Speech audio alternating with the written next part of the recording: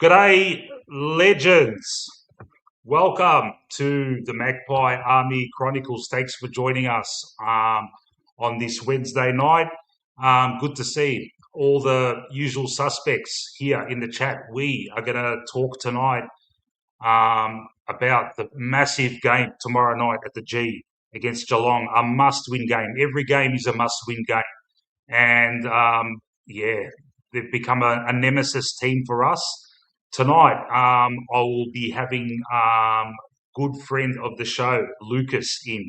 But before Lucas, we're going to have Lucas's colleague, Kiri. I've got him backstage. Kiri, just give me a couple of minutes. I'm just going to go through the Collingwood team, then I'll get you on, and we'll start talking about the game in detail. Good day, Age. Good day, Leo. Good day, MD, Jimmy, Stephanos, Chrissy. Everyone is here with us. Okay, the teams have been named. The Collingwood team I have up on the screen at the moment. Shooter makes his comeback. He's in for Bruz, and it's good to have just the one change. A lot of us would have liked to have seen Swadling squeezed back in, but looks like that isn't going to be the case, though he is an emergency. And the good thing is, anyone doesn't come up, I'm pretty sure it's going to be Swads to come in. How's everyone feeling for the game?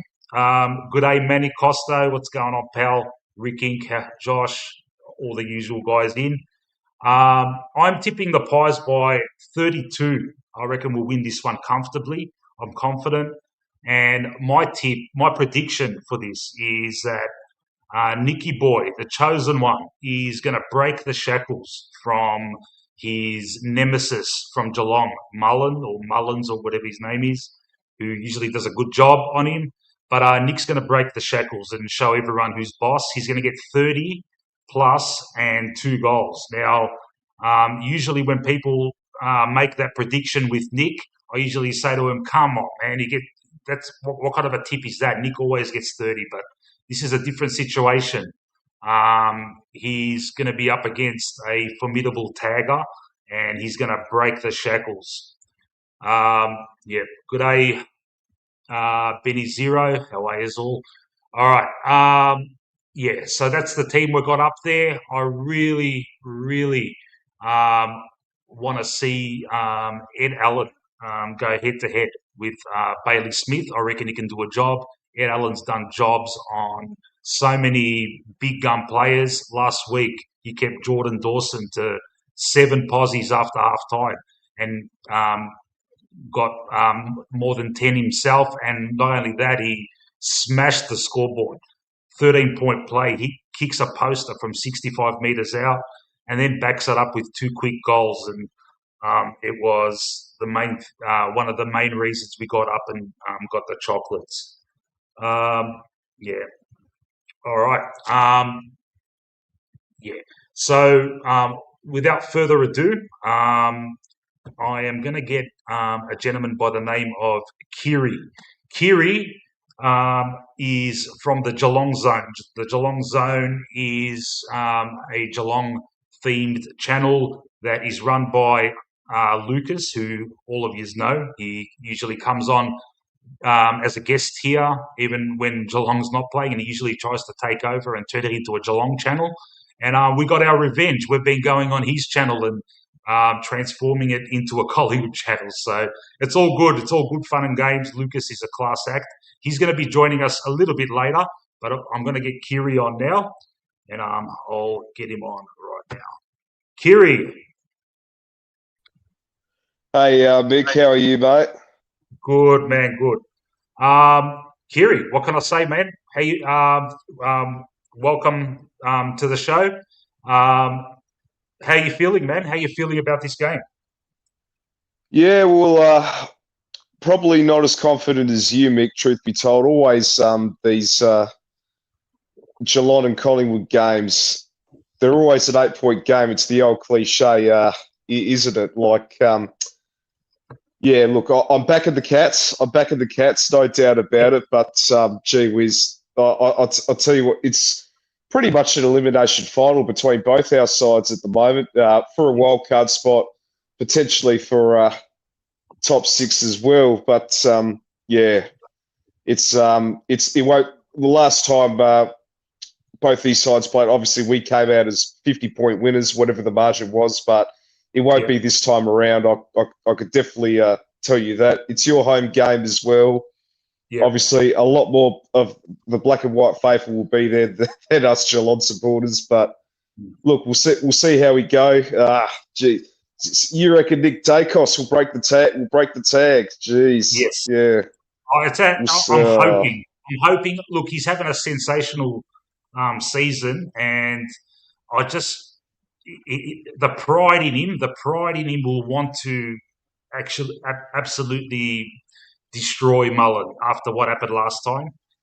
That's why I'm tipping it. Look, and there's a tinge of hope in that prediction of mine. When I make my predictions, Kiri, I usually there's a bit of hope. Like a couple of weeks ago, McCreary's been having like 6 or 7 shocking weeks in a row, and I tipped him to have a big game against Carlton, and he did. So it's kind of me just willing these things to happen, mate. Yeah, it's a bit of the same with our boys as well. You know, there's speaking of wingers, Mick. There's a player, Ollie Dempsey, who's Oh, been yeah, kicking the most goals as a genuine wingman. He kicked about 30 last year yeah, onto the wing. Last week we played Melbourne. He was on Harvey Langford. yeah, Both of those two were going absolutely head to head.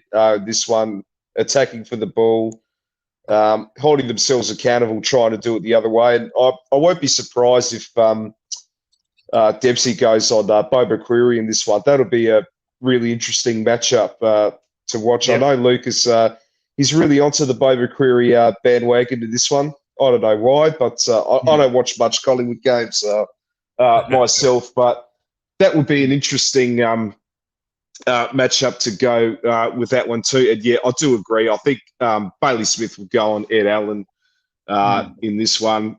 Yeah, now Bailey Smith, like Dacos, he gets about his 30 to 35 disposals each week, but I think he's been a little bit down on form. Uh, Hmm.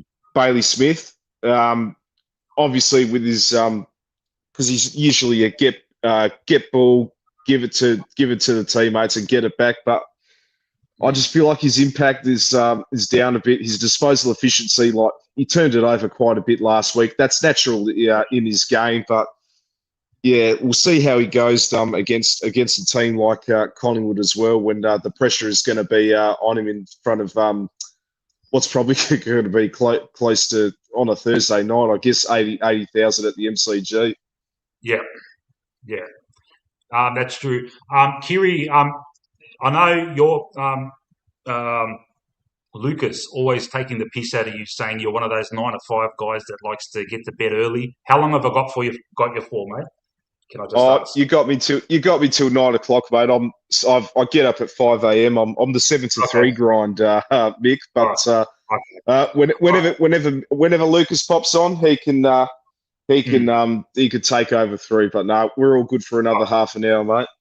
Oh, good, good. All right. What because what I usually do with guests from opposition teams, I go through we meticulously comb through the opposition team and we work Mm, out who's going to play on who. And at the end of the dissection, we try and come to a consensus as to yeah, who's going to be the better team. But that'll take us yeah, more than half an hour. I'm going to have to probably do that with Lucas. Yeah, yeah. He could that's all take right. over from that. No worries, pal.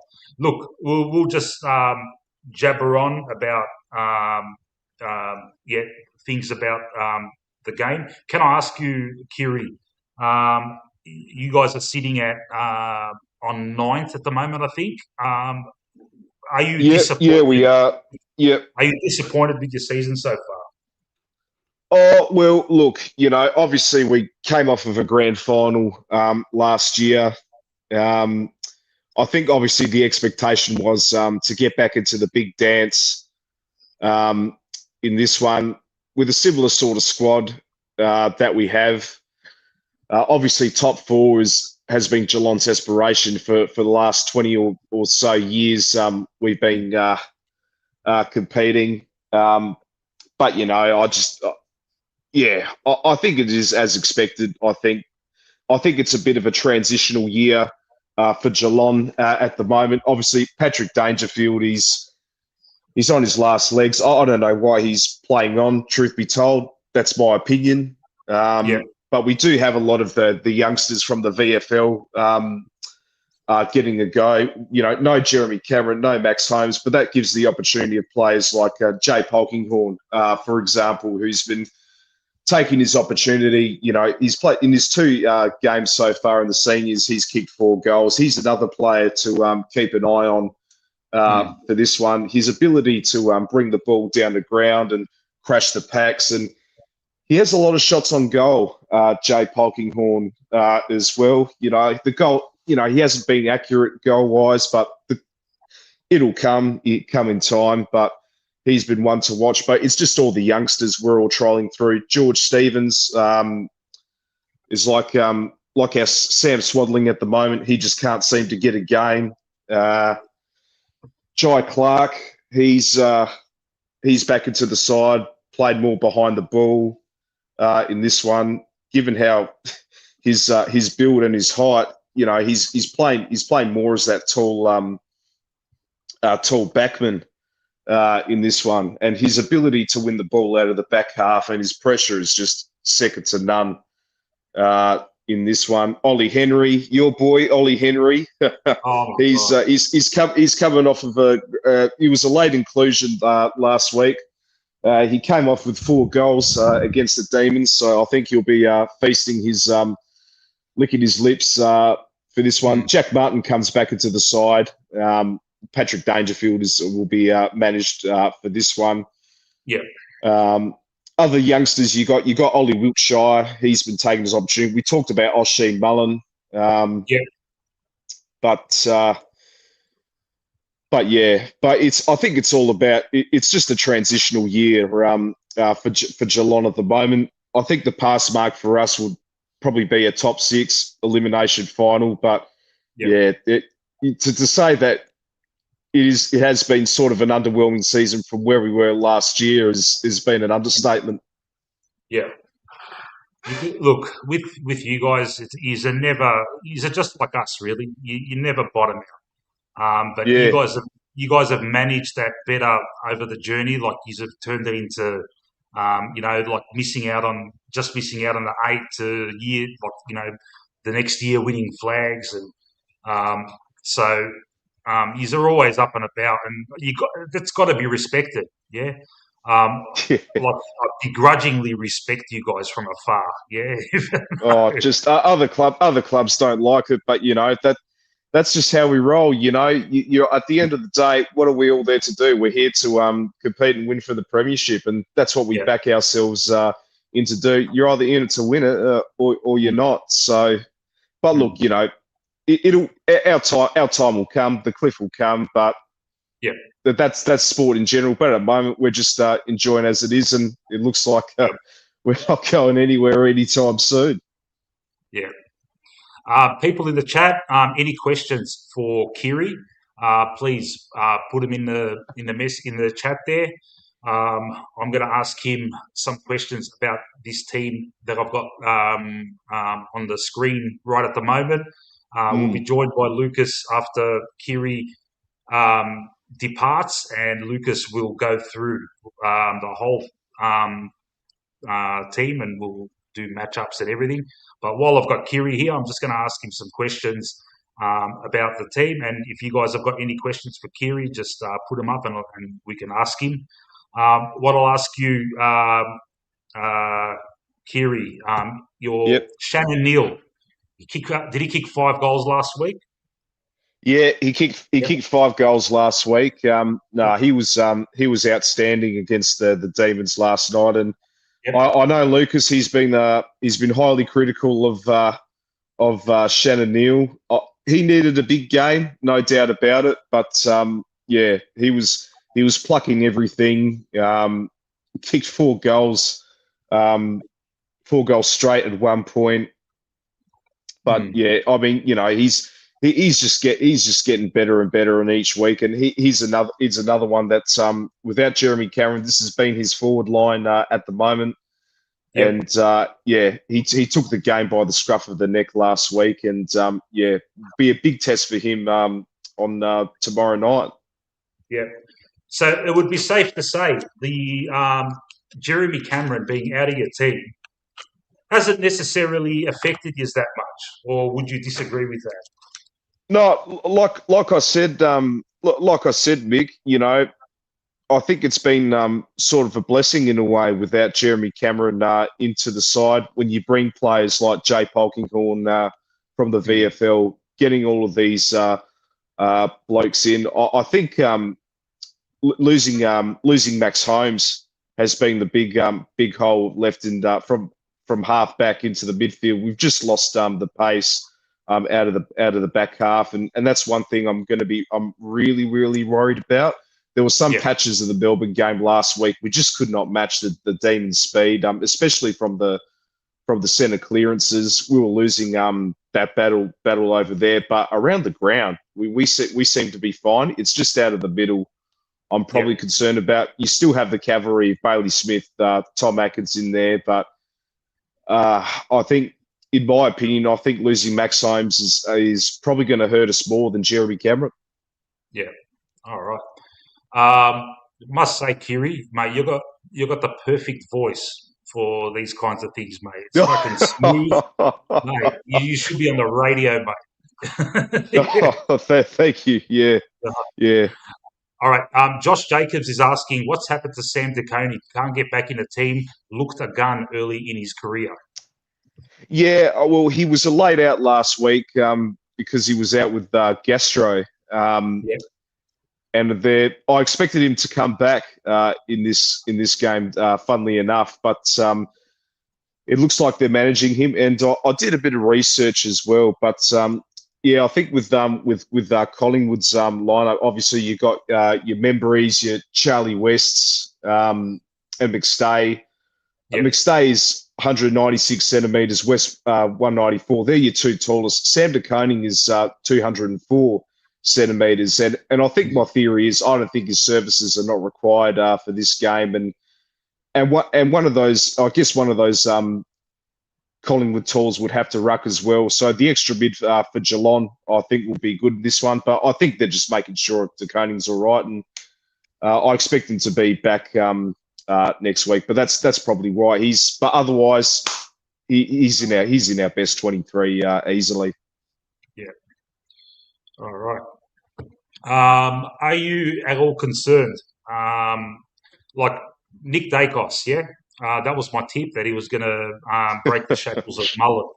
How do you feel about that? Do you think? How do you think this is going to go?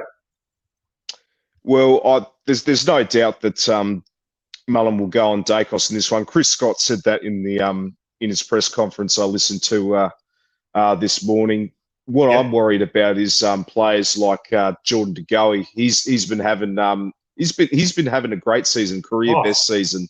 oh, Jordan De Goey, career best who as a goes, midfielder. Yeah, as a midfielder. yeah, When he was a forward in his early career, he was he kicking was, regularly yeah, fours and fives. But as a midfielder, it's been ridiculous how good he's been. yeah, because I went to the game earlier in the year. Mm. We were playing you blokes, and I noticed De Goey. I was thinking, geez, I feel like I was watching the Jordan De Goey of 2018. That's just how good he was. He was Yeah. everything he touched just turned to gold, and yeah, I'll be real. I'm just really worried about him. But you take Dacos out of the game, enter De Goey, and that's going to be the crucial matchup. Who goes on him? Lucas, Yeah.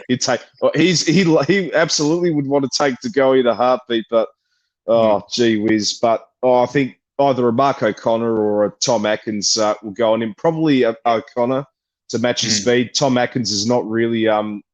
speedy sort of guy. Yeah. But yeah, we need to figure out a matchup on him as well because yeah, Mm. he's the one that is going to worry me tomorrow night. Yeah. Okay. What's been your with the absence of um, what was his name? The one that did his knee. Sorry, I'm terrible. Um, Holmes. Holmes, yeah. Um, with the absence of Holmes, who has taken over his mantle as that creator in the defensive side of midfield? Yeah, so that's been Tanner Bruin, Mick. Okay. He's been playing more predominantly behind the ball, even when Max Holmes was still in the side. He's been Yeah. playing more at half back. We throw him into the middle of the ground when we need him to, but yeah, it's been Tanner Bruin doing that role. He was quite good in that game as well. But Mm, yeah, he's another bloke, youngster that's been taking his opportunities too. yeah. Voidoid says in the chat, both teams are a bit different from the last encounter. Oh Yeah, yeah. that's the beauty of tomorrow. Tomorrow night's game. It's very mysterious, yeah, because we really can't take into account what happened earlier, yeah. Um, so much water has gone under the bridge since then. With Collingwood, it was before um, De Goey had his resurgence, has had his resurgence. Our forward line is looking different. Mm. There's a lot of variables that are different from that earlier encounter. So yeah, it's just made this game tomorrow night very intriguing. Strategy wise, personnel wise, yeah. Uh, have have you guys, since we last played you, Kiri? Has the game Mm. plan been tweaked, or will we be expecting that forward handball run and gun style play that was a feature then? Not at all, Mick. I think it's always been the same sort of game style last time around. It's just different personnel, especially in the ruck. We had Reece Stanley last Yeah, time around. he had Old a boy good game of Reece. tomorrow. Paul.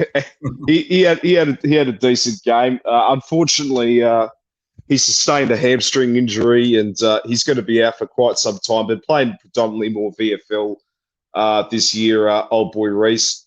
Don't think we'll be Mm, seeing him again, unfortunately. I think that's mm, probably the end of Reece Stanley's career, truth be told. But we're going to mm. see Mitch Edwards in the ruck in this one. For Geelong, since Brad Otten's, we've had a poor run of ruckman Mm. at the moment. It's always been injury after injury.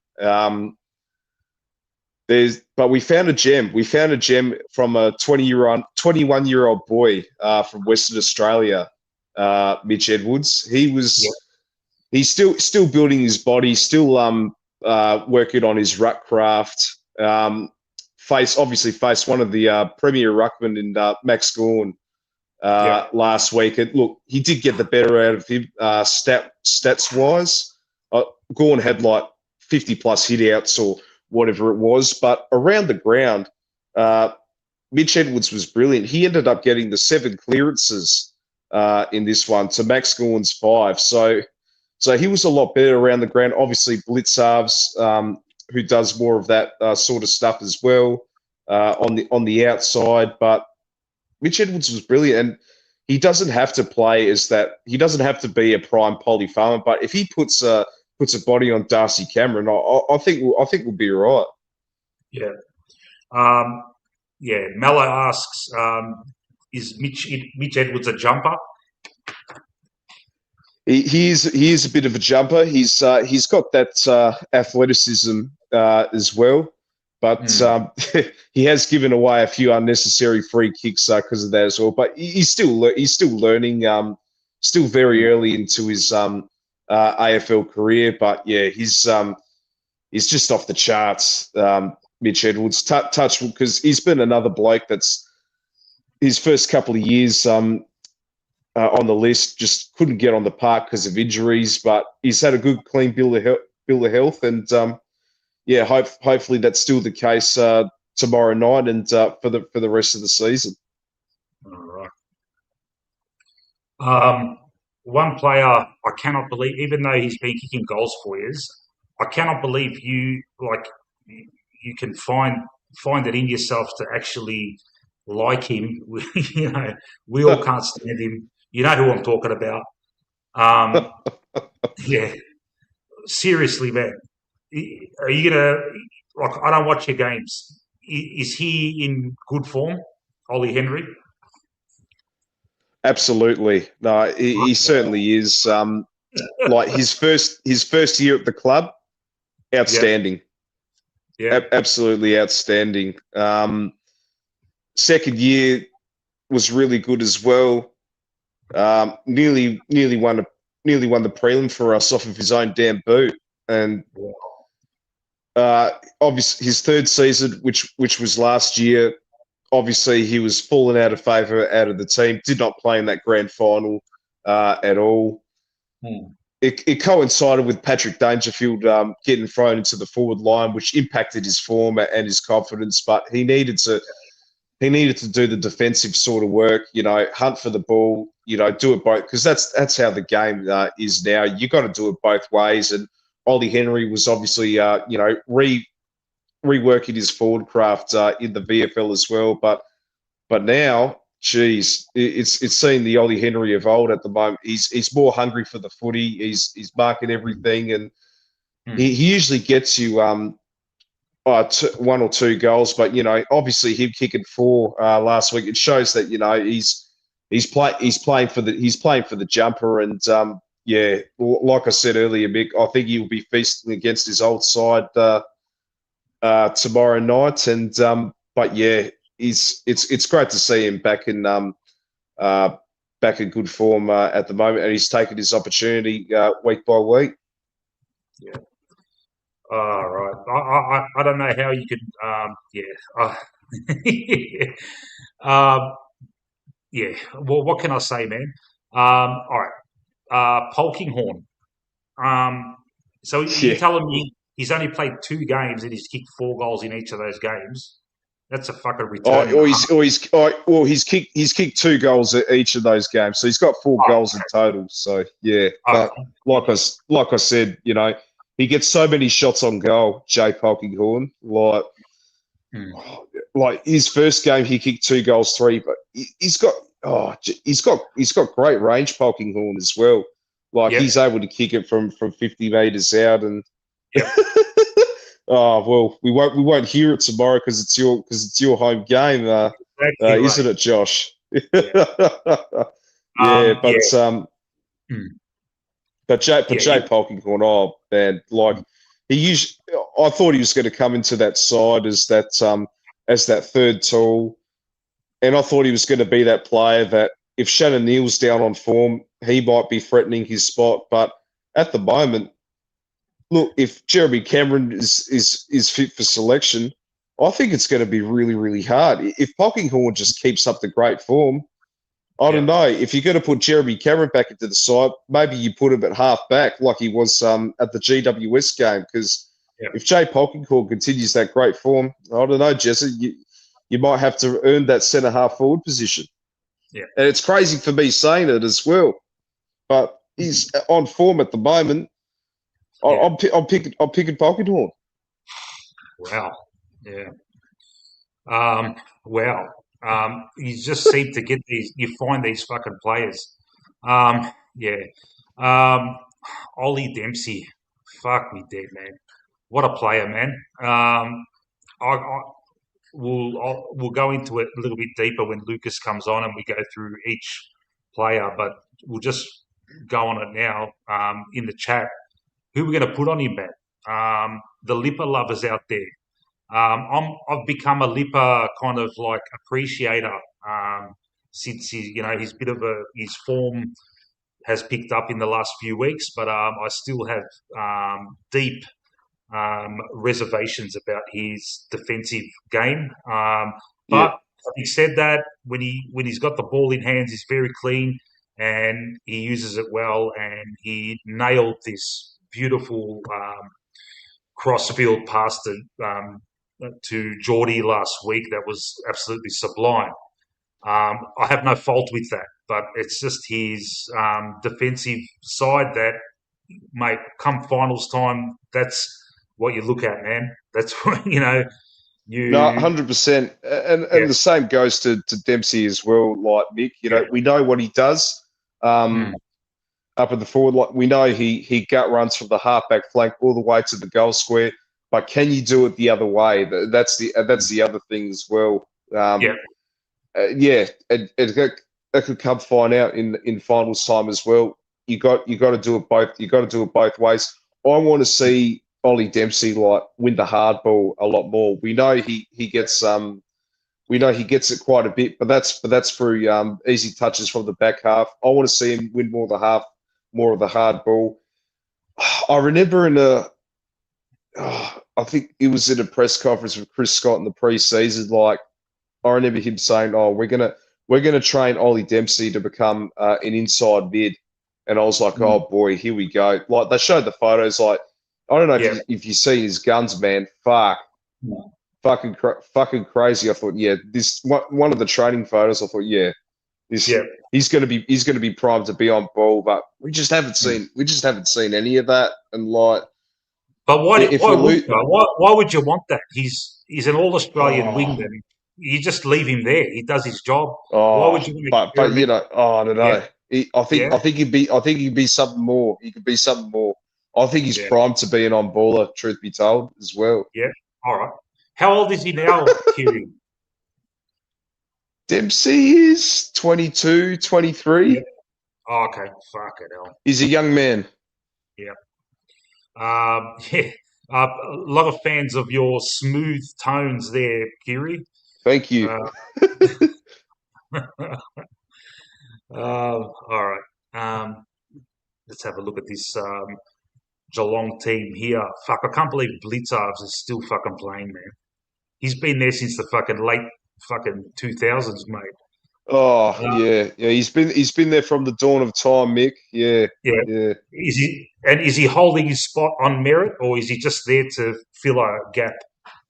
Oh, probably a bit of both. Truth be told, like Yeah. there has been some moments earlier in the season where Father Time has caught up to him, and then the Mm, week later he just absolutely proves you wrong. Doing mm, his off ball work, his one percenters, and all of that. yeah. He's obviously hit the 300 game mark for the Cats, but yeah, I won't be surprised come end of the season he calls it a day. I think Yeah. 100%. But Yep.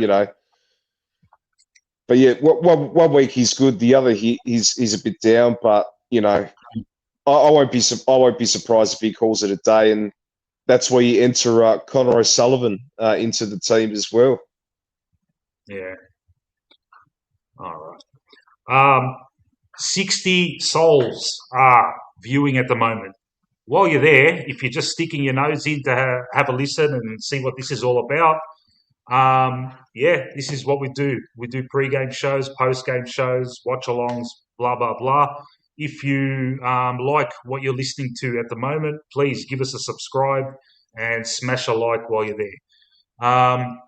Okay, what was I going to ask you?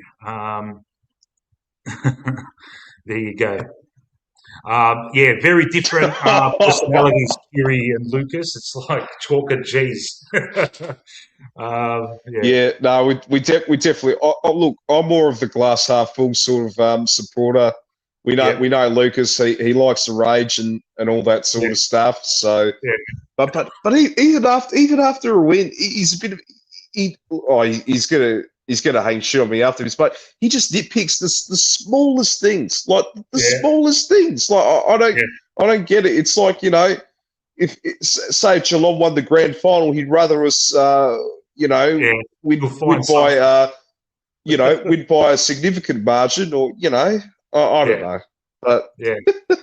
yeah, Uh, I hope you haven't been too pissed off about the raiding of your channel with a bunch of Collingwood supporters, mate.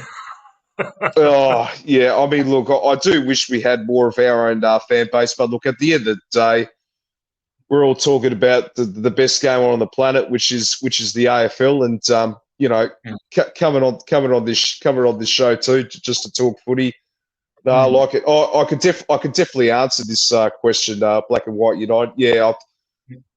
Where do I start? James Wolf or James Wolf? Gee, Hawthorn mm, fans are going to absolutely laugh at us. We absolutely got scammed picking this guy up. Like he's mm, back into the side at the moment purely because Max Holmes is injured. Been playing a lot of VFL mm. this year. James Whipple, not ideal.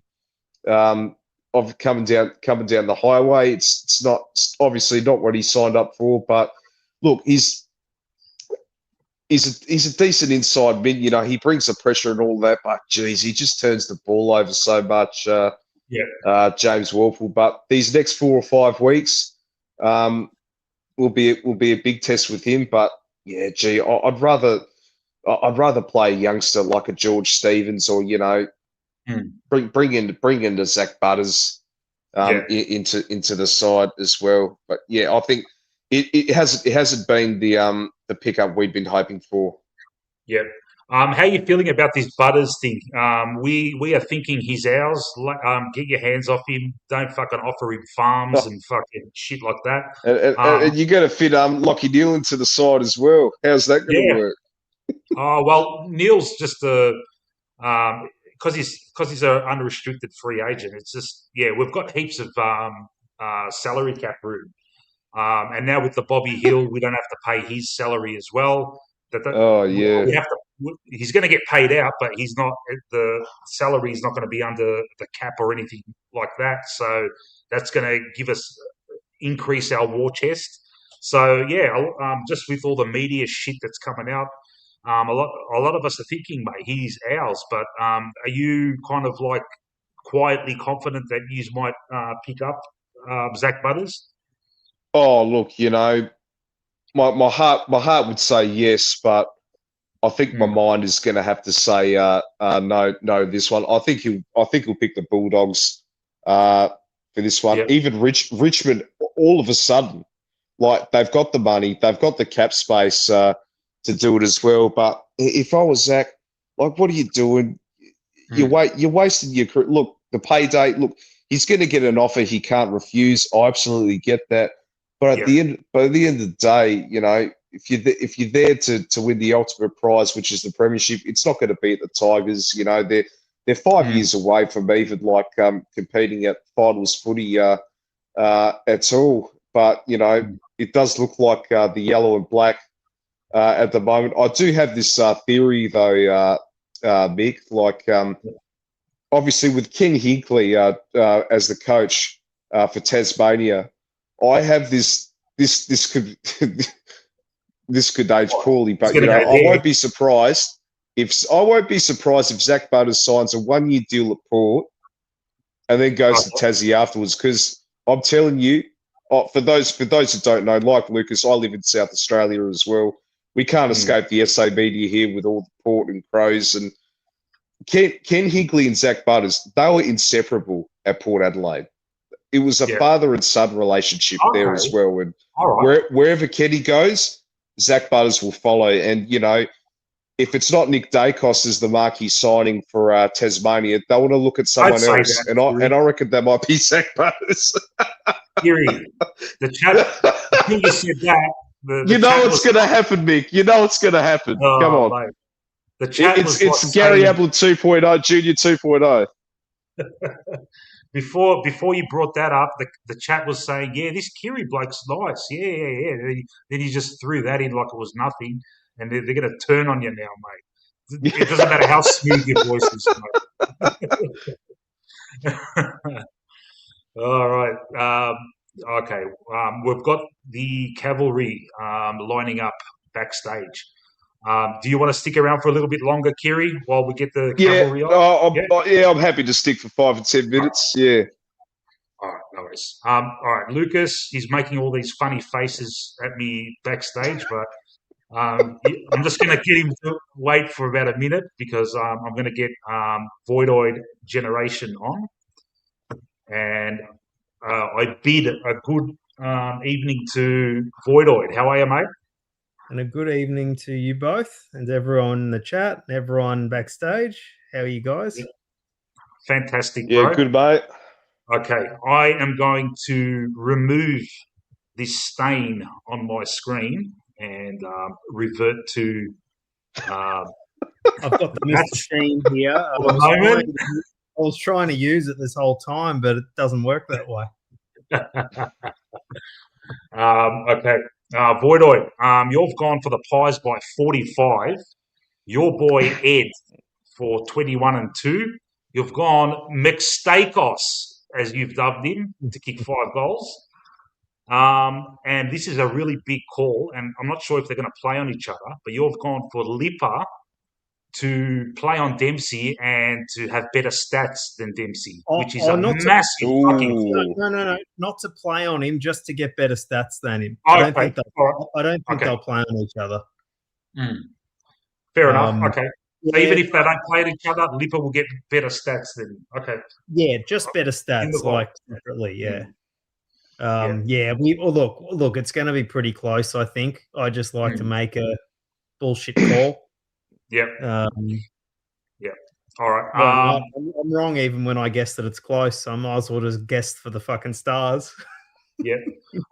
Well, it's in the vault, Voidoid, and Kiri, if you're wondering what I'm talking about in regards to the vault, this is the vault, mate.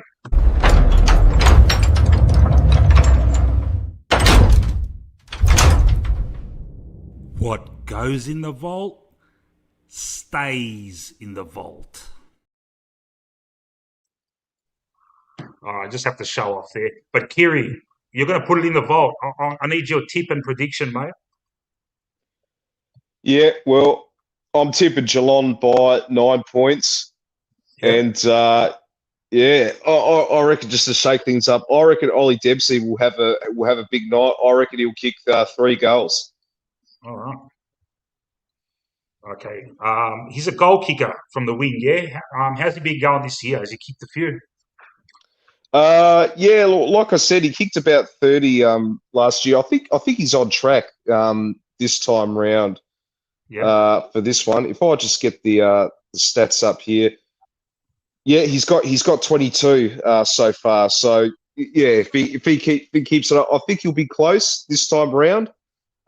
Last year he had 35, and the year before that he had 22. So I think he'll be on track to get close to it. But yeah, I'm backing him to have a big night tomorrow in that one. Yeah. All right, beautiful. I shall introduce onto the panel a man by the name. He goes by the name Ultimate Greatness, and if he considers you a friend, you can get away with calling him Sean. But if you're not his friend, you have to call him Ultimate Greatness. Yeah. And here he is. Well, there he is. How are you, Shawnee? Hey, fellas. What's going on? What's going on, pal? Yeah, not too bad. How are you feeling about this selection, and how you feeling about the game tomorrow night? Haven't had too much time to think about it, which is probably a good thing because, I think outside of, was it last week, it felt like it was a half decent. No, certainly not last week. Was it the week before? Anyway, we had 1 week where it felt like it was a good selection week, and. Yeah, it just seems like there's just always some drama when it comes to who we're picking, who we're not picking and stuff. So, it's always anxiety filled whenever our selections come in. So, yeah, thankfully I've only had a few minutes to think about it because I only just looked it up just now. I just don't know why we're not playing Swaddling. I mean, everyone in the chat will know how much I rate him and stuff. And who would you have dropped though? Who would you have dropped for him? There's plenty of guys. Like, I mean, I'd be Ned Long. There's Long, Sidey. There's I'm not going to go down the route of Lipinski because he needs to, as much as he's been like good. I will just touch on Lipinski as well too. Like I just looked up. Dempsey has just under 80 games. Lipinski has 160 games under his belt. If he's not beating Ollie Dempsey, just from a hierarchy point of view, then the expectations should be 160 gamers should be beating an 80 gamer. I know that's a very simplistic view on it, but yeah, there's a lot of Lipinski lovers out there and stuff. I feel like we need to keep the same energy with this stuff. So if we do rate Lipinski and if we do want to show him love because he's one of our better players, well then Lipinski needs to act like it. So I know Void obviously made a prediction on Lipinski being like a better player. Well, in my mind, he should be because if you're basically like our best winger, you need to be acting like it. So there's no excuses for him to be beating Dempsey. Not in a direct matchup, of course, but this is sort of. And it's not to take anything from Ollie Dempsey. It's more of a, if you're our main guy, you need to be leading by example, I guess. So the mentality is if he's not thinking that he needs to be better than Ollie Dempsey, well, then I think we got something wrong going on there. I'm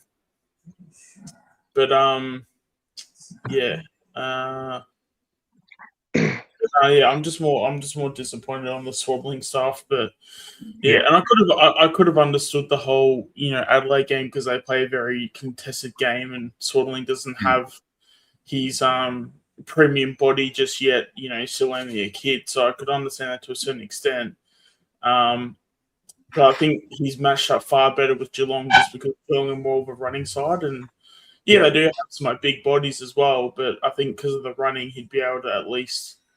Because I guess with Swaddling, he does have a bit of toughness. Yeah. But I think Cross would have been maybe a bit too tough for him. But I think with the combination of it, Geelong, yes, they do have a bit of toughness, but they have a bit of speed, which is more suited to Swaddling. So would have thought he would have been a shoo-in to come in, but obviously the coaching staff thought otherwise. Yeah. All right, Shorty. We are going to introduce the man, the myth, the legend, Lucas. But before I do that, I could see him in backstage. He's champing at the bit to come on and take over. But he's going to have to wait a few more seconds as I give him an introduction. I've put him on the thumbnail. I asked him can I put that ridiculous picture of you on the thumbnail? And he was perfectly okay with that, which is great. He's a fantastic sport. Good old Lucas.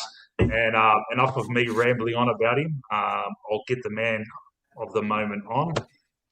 Welcome, Lucas. Oh, no. He's got the wizard hat on again. Never disappoints.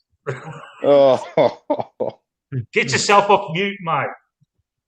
You're talking to yourself.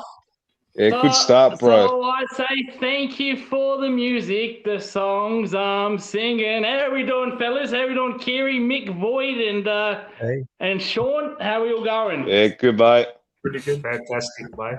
Fantastic. Yeah, Mick, you see what I mean with the Geelong fans? You didn't complain about the wizard hat. The Carlton fans don't complain about the wizard hat. It's only the fucking fuckwit Geelong fans that complain about the wizard hat. That's only them. Settle. I think it's only, to be fair, it's probably because of the PTSD through Nick Watson given his Hawthorn. I feel like anything Hawthorn related. I'm still scarred from our last Easter Monday game. So, yeah. Well, look, don't want to talk. The prelim was better. Yeah. If ever this tonight gets out of hand with maybe some nasty jibes going back and forth, a nice icebreaker would be just to bring up Hawthorn, and I think we both hate them equally. So we'll just keep that in mind. Fucking oath. Fuck Hawthorn. I hate him with their guts. We know Lucas, he's a closet Hawk supporter as well. So Well, he stays in the closet about Collingwood as well. So yeah, he'll Yeah. come out Well, positive eventually. he is bleeding black and white as well, fellas. So I am a bit concerned. So Yeah. All right, gentlemen. So yeah, Lucas is on. Before we proceed into analysing the lineups, do you want to add anything, Lucas, before we do that? Or anyone else? Lineups. See, selection. I would have dropped Shannon Neal. I would have liked to bring in George Stevens. come on, man. So, he's got a big week, Shannon Neal. All good doing it on a second gamer like he did last week. Yeah, that's fantastic. All right, I agree. I agree. It's going to be a big test for him, but you can't drop him, man. Seriously. So After 5 goals, Frampton's you're got gonna one drop. job. Yeah. Frampton's got one job, Mick. Just one job. Keep him quiet, so I can. Mick, I have a saying, Mick. Every dog has its day. That's a Geelong Zone catchphrase. Yeah, Kiri had his day last week with Shannon Neal. I'm hoping we win, but I'm hoping Frampton keeps him quiet. So I can clip this, Mick. Clip this, Mick. Now I understand why every other Geelong channel can't fucking stand you, mate.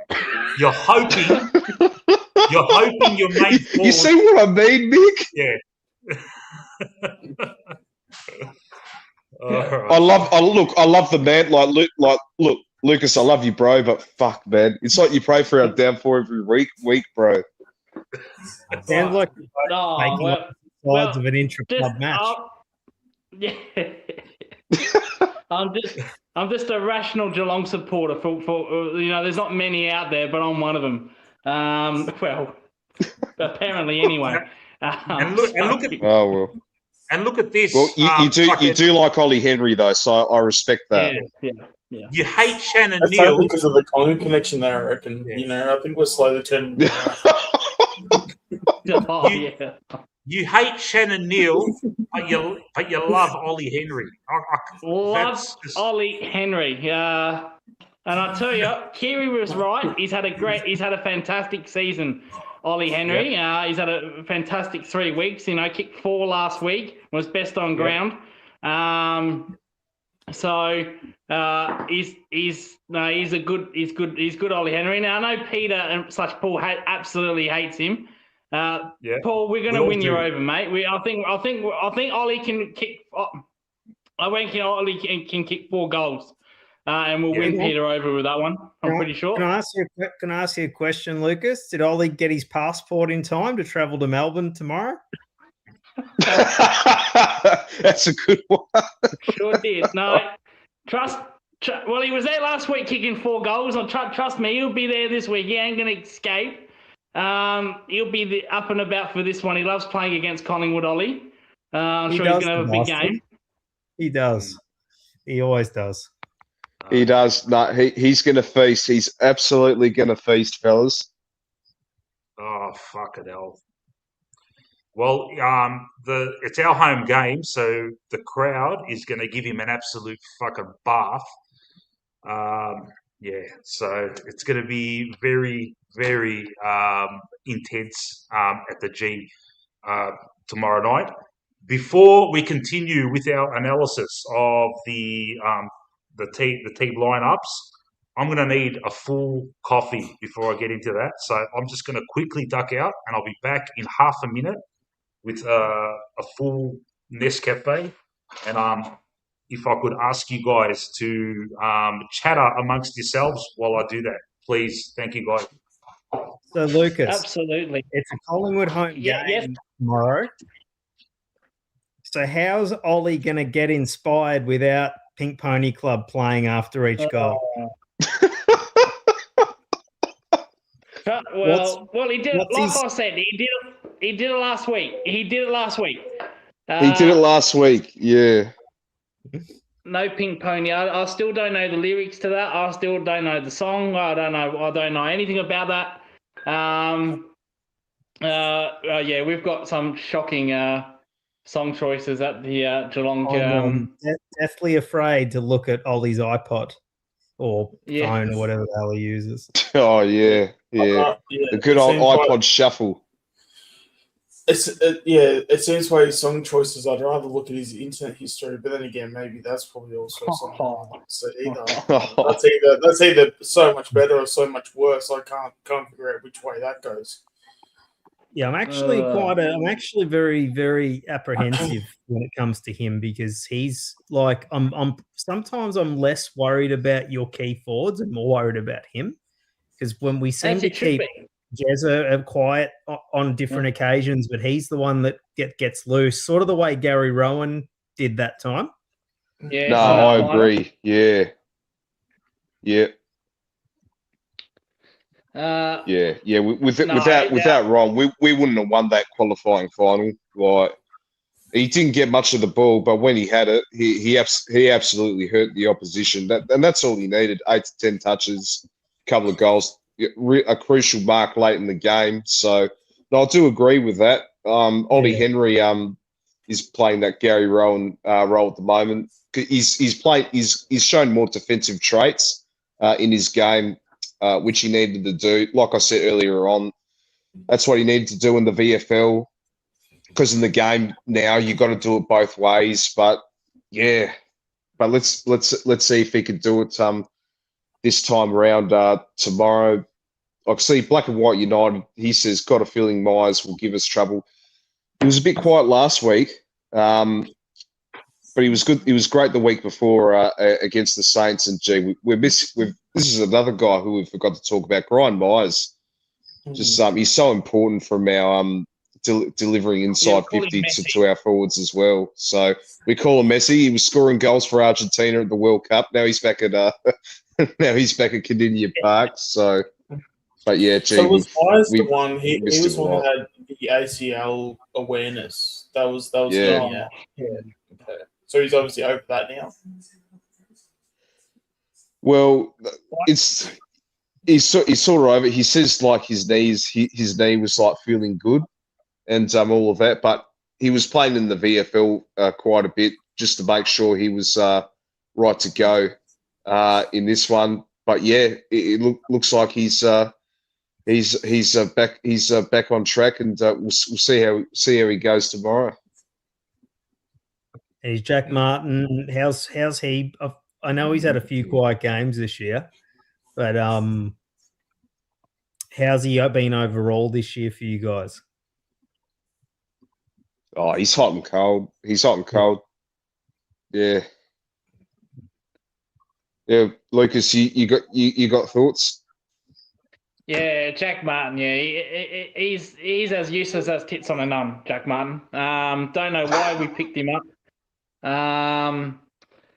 He for 5 minutes he can look good, and then for the rest of the game he goes missing. I remember last year he came on as a sub, and he kicked 5 goals in about 10 minutes. But he goes in and out of games. He's not very reliable. Though one thing that he has brought from Carlton is that he's not, he doesn't get injured anymore. With Carlton, he just couldn't get a game because he's always injury prone. But no, he's been pretty healthy, to be fair. No injuries. But he's just in and out of games. He goes missing at certain stages.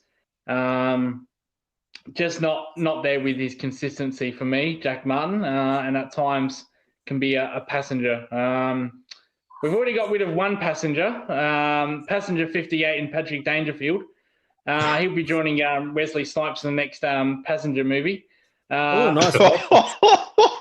Mind you, if you go by that movie, mate, always bet on black and white, mate. I was just going to throw that in. For the 90s action movie enthusiasts in the chat. Nice reference, man. Exactly. Unfortunately, he's taken Jack Martin as his partner in that movie because he can be a bit of a passenger as well, Jack Martin. But mate, good news is the villain in that movie is going to be one of the most underrated villains ever, man. Just anyway, I'll get back to the film. Yeah. That's right. Yeah, we can talk about 90s movies all day, to be honest. We'll do that after we do this, man. Yeah. One of those 3 a.m. streams again, eh? Yeah. So no, Jack Martin, no good, Jack. We'll probably give you one good quarter, and the rest, yeah, no good.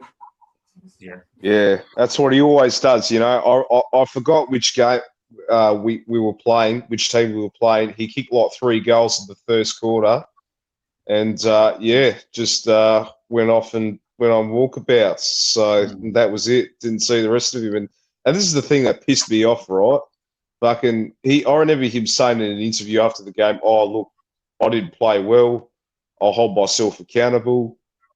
Mate, fucking show it on the field. You know, you got other players in the twos waiting to fucking get a spot, and you put up shit like that. And yeah, Jack Martin, he needs to pull his socks up. You know, he was great. He was great last year. Turned out to be, you know, one of the recruits of the year. The way he was going, but he just hasn't been at it. He's probably been one of the most frustrating players to watch for Geelong, because we know when he's on, he's $1 million. But when he disappears, he just fucking stinks the gaffer up. He just frustrates me, Jack Martin. And he might kick fucking 6 tomorrow, like what Black and White United said, you know? And I'll shut me fucking mouth. All right. Okay, look, we'll begin. Stick around for as long as you like, Kiri. We're just going to start now. We're going to go through each line of the team selections. So all 65 people listening in, this is higher numbers that I'm used to. Mate, if you're sticking your nose in, just having a look and seeing what this is all about, mate, you may as well subscribe while you're there, mate. Come on, man, just do it, mate. Get me to the big 400. Okay, so what shall come forth now will be a 3, like the panelists and the chat. We're just going to go through each single player on the list, and we're going to, by the time we finish dissecting these team selections, we shall come to a consensus as to who's going to win this game. And most likely will be Collingwood. So we'll start. We'll start with all right, we'll start with the rucks. Yeah, Mitchell Edwards. Here we go. Here, 206 centimeters, 21-year-old. Okay, Kiri has already given us a bit of a description of him. Talk about him, Lucas. Is he? How good is he? He's young, he's green, but apparently he's been going great guns. Can he beat Darcy Cameron tomorrow night? Absolutely, yeah. And if people are commenting saying, "Why is Lucas not looking at the screen?" I've actually got it on my TV on YouTube, so I'm actually looking at it on YouTube. If anyone was wondering, so that's why I'm not looking at the phone. Yeah, Mitch Edwards. No, absolutely. His season has been outstanding, Mitch. He's had really good games. Yes, he's been touted up by the Gawns and the Cherries and the Jacksons, but they're the premier ruckman in the competition. His ruck craft is very, very good. Geelong don't have many clearance players. They're not known with their clearance, Geelong. So, you know, Edwards to feed Smith, Atkins, you know, time after time is actually very pleasing. Because if we had a good, decent clearance player, that would be nice. But he's very mobile as well. He's a bit. If you want to compare him to a player, Mick and chat, he's more of your like Tim English guy. He's more like a Tim English. Pretty mobile, can work up the ground. He doesn't go as forward as much as English, which is a bit disappointing because he does do that in the VFL. But it's his first year. He has been around for a little bit. Again, he's had to wait his chances. We've got another ruckman in Conway, you know, which we've gave up on. And Mitch Edwards has taken that spot and he's fitted in nicely. I like to say that we've got a ruckman here that's going to be probably 200 gamer. Will be our next ruckman for the next 10 years. the way that he's developing, and I'm very, very pleased. The only weakness that I want from his game is his forward craft. I want him to go up forward a little bit more. He can go back and take contested marks and spoil. That's good, but I'd like to see him go forward a little bit more, like the Premier Ruckman do, like the Jacksons, the Gorns. So that's the only blemish. But he's got a really good tank as well, so he can go for 4 quarters. You can't really rub him off his feet. It also helps, you got Blitzard Neil doing rucking and helping out, but he will mostly do all the ruck. And for a young player in his first year, or to play a first-year player is absolutely exciting and outstanding for the club. What happened when you played the Giants a couple of weeks ago? He got beaten by a guy. I don't really rate. Yeah, Briggs. So Kieran Briggs. Yeah, that was. I won't lie there. That was disappointing. That was probably his worst game for the club. He got held up by Jackson and Cherry, but he competed. I don't think he competed in that game. And Briggs really got a hold of him in the ruck, which is a little bit disappointing. But since then, he's been okay. He got towed up by Gorn, but every ruckman's going to do that. But he competed. His effort was there, but that was probably the one game where you questioned his effort a little bit. But since that game, no, he's been okay. He's been okay. He will always, touch wood, give you effort. But yeah, that was probably the most disappointing game where the effort wasn't there, and I think he knew that. And I think he got in the what do you want to call it, the reviews. I think the coaches worked with him on that.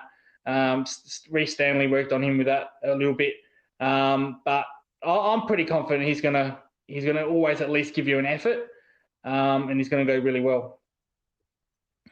All right. Okay. So from what you're telling us, he's a jumper he's got a good tank. He can last the whole game. He can go back and take intercept marks. Okay. That sounds very ominous for us fans who have seen Darcy get belted in some games. But DC has found something in the last 3 weeks. Yeah. Probably in the last 4 weeks. He's been playing a lot better. Last 2 games, the journos put him best on ground. Like he's been our best ahead of the chosen one in the last 2 games. I don't think I agree with that, but I still think he's been. Yeah, but I still think he's been good. Much better. He seems to have found a way to take these guys. This is going to be an unbelievable encounter between these 2 guys. Can I just ask one more question about this Edwards kid, Geelong Zone guys? How many scalps can you say he's had this year against named ruckman? I'll let Kerry answer this because he has to go soon, so I'll let him answer this. Yeah, I'll probably say, definitely Max Gawn. He beat Gawn. Well, not beat him, but, minimised his impact around the ground. I'm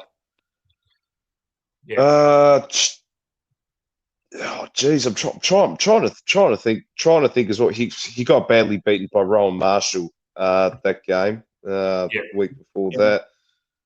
He did well against Grundy, though. He did well against Grundy, which I'm just getting that right now. No, he was really, really good. Grundy had an absolute stinker that one. But other than that, that's just probably about it, really. So, really good performance. Round 1 against Fremantle, he was pretty good against Luke Jackson in that game. That was Fremantle's only loss of the season until they lost to GWS that game. That was his debut, mind you, as well. He really held his own against Luke Jackson, and I believe Mason Cox played in that one too. So Fremantle rolling the 2 rucks in that one, and out came Mitch Edwards, and we thought, gee, I think we found a gem in this kid. But anyways, boys, I have to sign off. Mick, thank you for having me on. And not a problem, Kiri. No worries, man. Take care, all, and may the best team win. Go Cats! Take care, Kiri. Mate. Thanks, Kiri. Catch you later, bro. Thanks for joining us. To add on what Kiri said, yeah, round one, he did really well against Luke Jackson and Mason Cox, but the return leg at Freo, Jackson really got a hold of him. To be fair, and smacked him around, especially in the clearances. He's not a clearance player. He's not going to give you 5-6 clearances. He's not that kind of player yet. I think Darcy will probably beat him in that department. The second efforts, I think Darcy will beat him in the second efforts. But around the ground, I'm confident that he'll stand up with. I think he'll play a bit better around the ground than Darcy Cameron will. It's just it's the rucking contest, like the actual rucking is where I'm a little bit. He's still not there with that yet. So in CBAs, when he does get his hands on it first in a CBA, is he one of those fucking classic balletic ruckmen that tap it straight to the fucking midfield, or like? Is that? Yeah, he does. He can jump a little bit. Like I said, we don't really have. We're not a big clearance team, Geelong. We're not really that big in clearances. So if we had like a clearance player like a Butters or a Neil or Dacos, no, might be a different story. But I think that the jury's still out on that one with his ruck craft. And against the bigger ruckman, the better ruckman, the premier ruckman, they have got a hold of him. So in that department, but like I said, this is his first year, and he's still learning. So yeah. All right. Just a shout out. I'm supposed to have another 2 Geelong supporters who I work with to jump on, but they're a bit shy. Yeah. So if you're listening, guys, the dude, mate, come on, man, jump on. We'll talk about the Big Lebowski a bit as well, because you're the dude. The dude's not abiding. The dude's not abiding. The dude's a bit shy, and I told him, mate, we can call you Duderino, or if you're not into the brevity, just the dude, But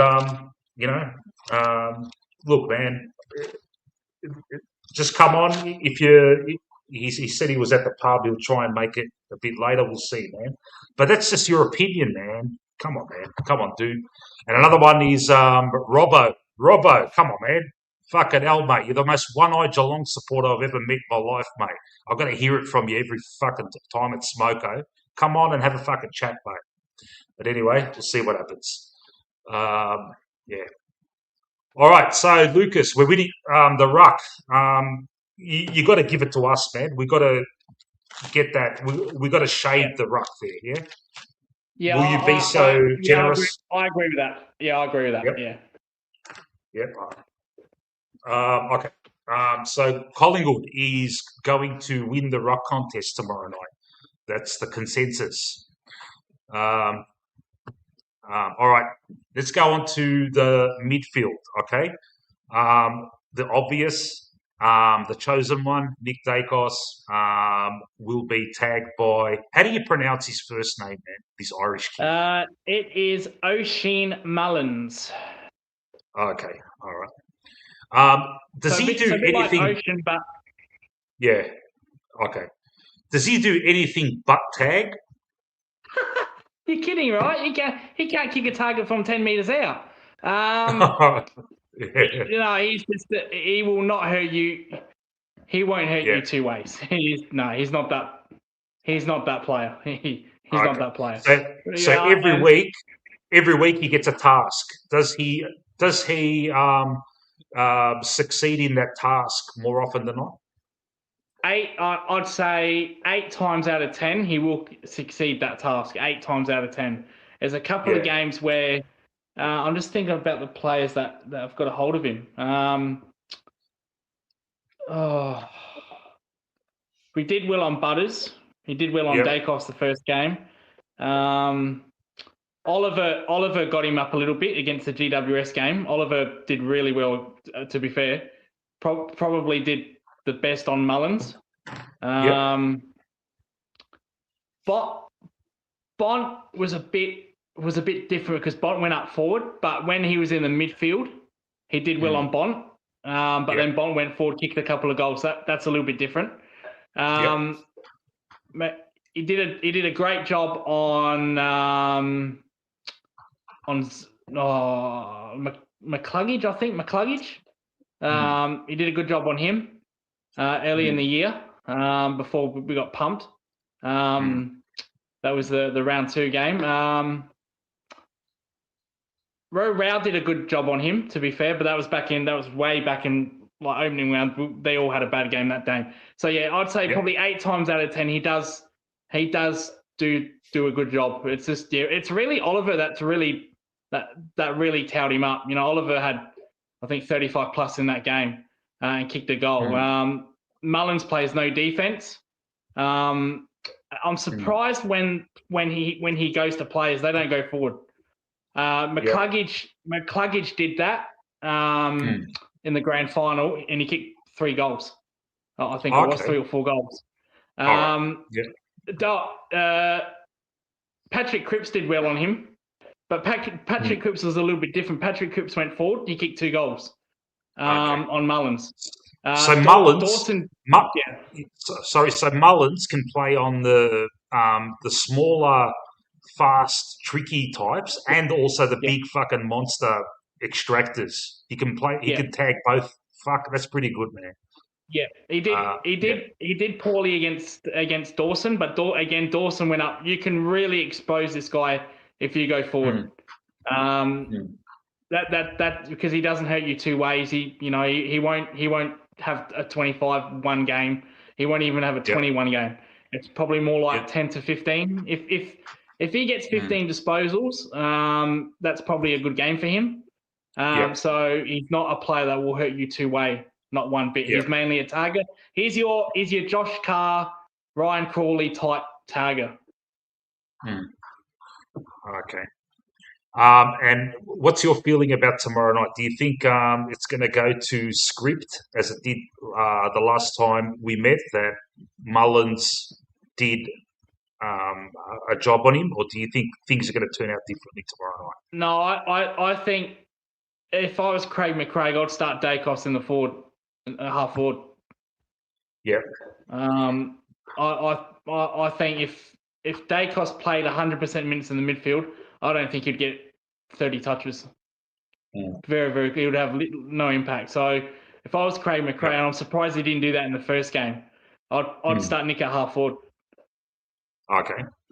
Because Mullins won't go now, Mullins can't defend. Okay. Now, Anthony B mentions this is a variable that we haven't taken into account tonight. That game we played earlier in the year, Nakos, his running capacity was prohibited in a way. He was kind of like wincing on the sidelines. He seemed to have something wrong with him. No excuses, but it was. I reckon it was a factor in him getting beaten that night. Since then, I think Dacos's forward of the ball output has kind of increased, and he's got personal pride too. He would be absolutely bleeding about that last encounter. He would take this as a challenge for himself, and in my opinion, I reckon Nakos gets the chocolates in this one-on-one tomorrow night. But it's so intriguing. Already we've just talked about 2 matchups, the Ruckman and now these. The first 2 we've spoken about, and they're both tantalising prospects. I'll go panelists. What are you guys thinking about this one? Shawnee?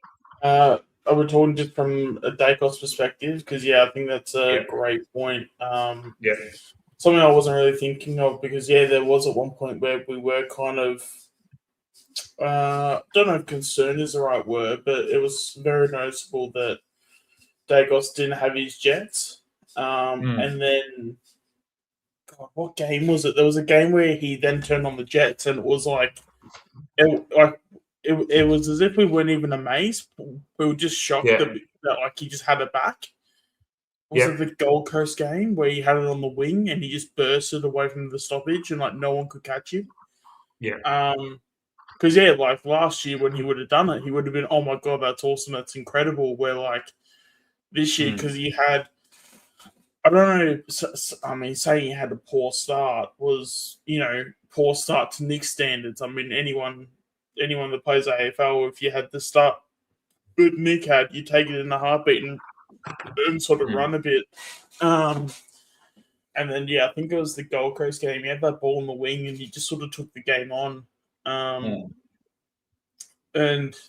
it wasn't even just, oh, yeah, that's just Nick. It's, oh, shit, he's actually got the speed back. He's got the explosive speed back. So, ever since then, you can sort of tell. I think he still picks and chooses when he does turn on the Jets, which is probably, I mean, the fact that he has it is the main point. Yeah. Because I feel like he was doing it prior to that game or whichever game he did it. He sort of wasn't doing it, and I think it was because he was, regardless if it was injury, whether it was soreness, whatever, he just wasn't doing it. So we're definitely seeing. It's hard. It's because I mean, even his numbers haven't really been much different. I mean, his efficiency was probably down at the start of the year, I'd say that. But I mean, his numbers he was still getting his 35, 40 touches every week. But his efficiency was maybe around the 65, 70, where now it's sort of getting up there.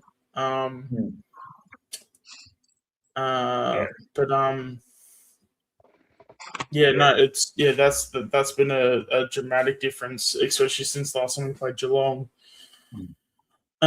It's so strange because I'm still, I don't know, it's kind of weird because I'm nervous about the game because you just, as much as I'm looking at the Geelong lineup, I look at this team and it's a very safe and boring lineup, but at the same time, this lineup is going to work.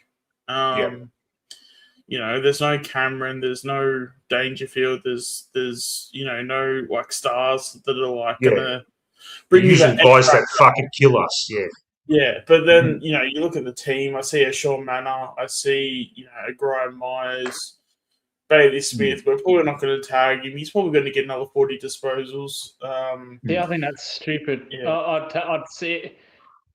tag him. I'd seriously tag him. I'm surprised no one does that. But with Lucas, with Mullen, okay. Let's say Nick's got the ball and he turns on the Jets. Can Mullen catch him? No. No. All right. No. Mullen's biggest strength is his tank, and his two-ray running. So he'll run all day long. He puts up big, GPS prizes. He puts up big numbers. He runs and runs. It's impossible to run him into the ground. It's impossible. The time trials, he's up there top 3. He is very good with running power. Two-way running, but speed. No, he's not the quickest. But his biggest strength is that you can't shake him. If you're around the contest and you're jogging up and down trying to burn him off, that won't happen. He'll stay with you. But as far as explosive speed, he doesn't have that, which Dacos could exploit. But there's so many midfielders that he's tagged that have got that explosive speed, and he's done well on. So yeah. All right. Shall we continue on? Can I ask you, Lucas, your number one starting CBA lineup? Who are they? Who are the 3 guys that the group of players that usually start off in the CBAs? for you?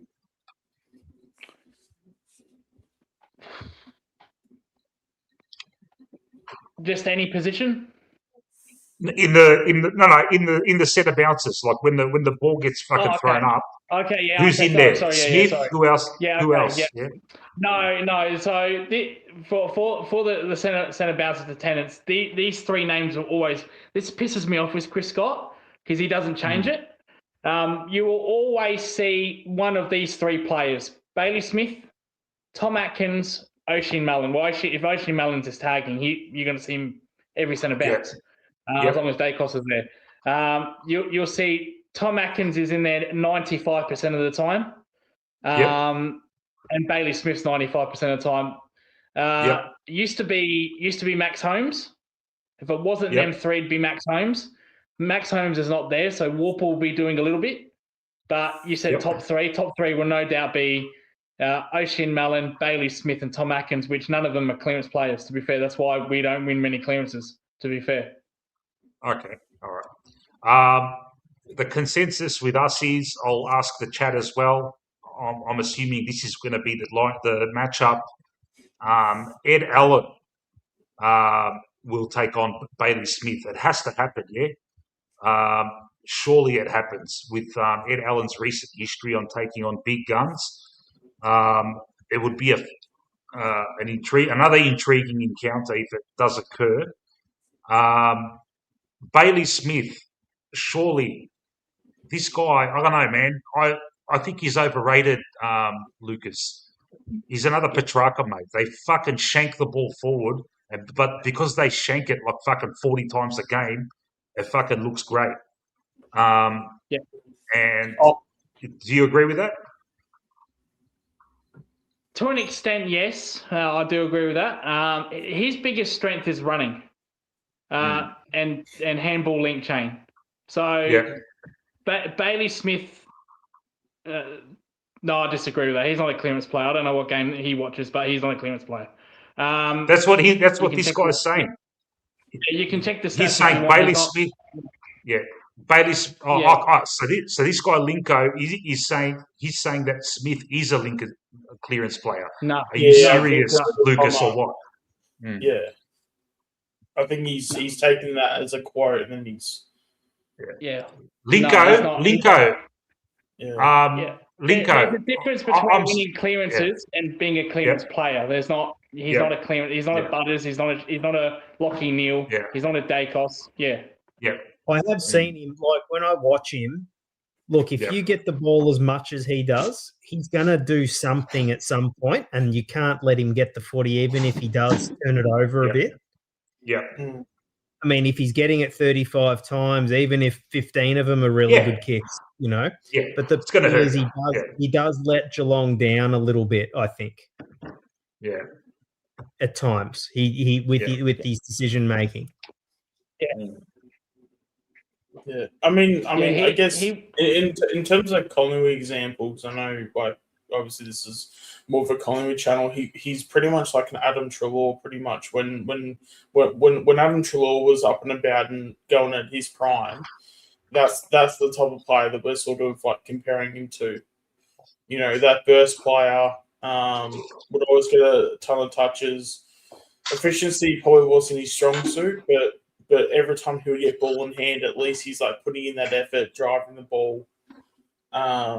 You know, that's in terms of a Collingwood comparison, that's what you would probably do. Is that when Treloar was playing in the black and white jumper, that's a similar player to like Bailey Smith. Go Lucas. Like I said, everyone will win clearances, but as far as an elite clearance player, he's not an elite clearance player. He's more of a handball link. Like when he gets off a handball, he'll just run. He'll just bolt. And then he gets the second handball link. So he's amazing. That's his biggest strength. He's amazing at that. And this is where I'm surprised no one really tags him or shuts that down. I'm surprised no one's ever done that. The Sydney, I forgot the Sydney midfielder, but Sydney tried that. And I forgot the player they used. And Bailey Smith's efficiency was really poor that game. He he still put up 35 disposals, but his efficiency was really poor. He doesn't like contact. He's not a contact type player. But if he is gut running through from 50 to the other side of the 50, like almost like your soccer box to box player, Mick, in the soccer, he does that. He does that brilliantly, Bailey Smith. He's one of the best at it, in my opinion. I think he's the best at it, in my opinion. Yeah. He's just always there. He's always there. Yes. You know? Yeah. He does hat kick. But you know, I can live with that because he gets so much of the play. You know, as he said, he's always there. James Jordan, thank you, Josh. Yeah, James Jordan did that a bit to him, put body on contact, and Bailey Smith got a bit frustrated. Stats say he had a big game, but I don't think he was very impacted in that game. He wasn't very impactful in that game at all, in my opinion. But yeah. Yeah. All right. Just asking Link's question there. Yeah, I think Dacos is a much better clearance player than Bailey Smith. But Bailey Smith will probably be I haven't seen the stats. I don't take stats. Bailey Smith will probably be above average, but he's not elite. He's not an elite clearance player. Yeah. All right. Okay. So the other one you said was Tom Atkins. Yes. Yeah, so Tom Atkins, let's just say we'll have Geordie on him. Who knows if it's going to happen or not, but Geordie is our other midfielder who's having his best season of his career as a midfielder. How's Tom Atkins going this year, Lucas? Yeah, Tom Atkins, and I take what Linko said on board. That's fair enough. You know, that's fine. That's fair enough. Yeah, Tom Atkins has slowed down a bit this season as the weeks have gone on. He's a tackling machine, Tom Atkins. He's a proper inside mid ball, and he's a good defensive. He's more like a defensive player than attacking. He's not going to give you 30 every week. He's not even going to give you 25 every week. But what he does, he'll give you 10 plus tackles every week. He's almost like your shutdown or your lockdown. I'm trying to find the right word. You're negating your midfielder. You know, your defensive midfielder. What do you want to call it? He's brilliant at that. Tom Atkins. Again, he's not going to hurt you stats rise. He's not going to win massive clearances, but he's an absolute tackling machine. And what makes him so good is because he is a tackling machine. He gives the Geelong midfielders a second chance. So, like, ball up. He'll make a tackle. There's a ball up. We can have another chance of winning that clearance. He's a team player, Tom Atkins. You know, he's been around for a long time as well. He's the VFL captain before he played in the AFL team. Wears his heart on his sleeve. He will always give you effort. There isn't one game where you say, "Gee, his effort should." He will always give you effort, Tom Atkins. And that's probably why the coach plays him week after week, because he gives you effort and he locks down midfielders with his tackling. So, no, he's an ultimate team player, Tom Atkins. Okay. One more fucking player that is going to be important for this game. Like, fuck it hell. See, Mick, you did that. You see, this is why we're so different, because you know, we did 3 players in that midfield, but all 3 of those players are different. You know, Mullins is a tagger. Bailey Smith is your gut runner. You know, Tom Atkins is your shutdown midfielder. You know, they all play different roles. They're not, you know, it's not vanilla. It's not, you know, you haven't got 3 of the same midfield or even 2 of the same midfield. They all do different roles, and they all give them a different types of players. Yeah. So what's been happening in your games, like over the course of this season? This midfield that you're talking about, has it always kind of like been like a defensive setup in the CBAs, and you get teams on transition and you lose the clearance and you kind of get the intercept and then bang, you fucking get teams like that? Is that how it works with you guys? Yeah, our game style is built on pressuring other teams. Our scores from turnovers, that's where we really shine. Last week against Melbourne, we had something like 100 score off turnover. It was like unbelievable. And that was mainly generated from the halfback and wings. If you turn a ball over on the wing against Geelong, we'll make you pay. As simple as that, especially a halfback as well. Because we've got players like Bailey Smith who will run from one side of the 50 to the other. We've got players like Brian Myers. Brian Myers is so underrated. He's one of our best kicks as well. So he'll go from one side of the 50 to the other. Tom Stewart, really damaging from halfback. Not so much a CBA, but Lawson Humphrey's another damaging player from halfback. Again, not a CBA, but really damaging. So, when we turn the ball over, we've got damaging players that can actually deal with it, and we've also got quick players. We've got very quick players that allow you to play like that, like a Myers, like a Henry, like a Dempsey, like a Lawson Humphrey. So they're all very quick players, and they can get you on the counter attack. Cameron for a big man's pretty quick. Why he scores a lot of goals off turnovers because he pushes up to the wings and then he sprints back to half forward. That's how he gets a lot of goals. So we've got again, like I said, we've got different players that suits that role. And as soon as that ball's turned over on the wings and halfback, bang, we got you. So we'll be relying a lot on that. If you can, the teams that have bet us, they've been pretty good efficiency. Though Geelong's efficiency is very good as well. We also, we only need it in there 30 times, and we'll score probably 15 goals. Our efficiency is very, very high. So inside 50s don't bother me. Clearances doesn't bother me. It's score from turnovers. That's probably our bread and butter. Yep. Okay. All right.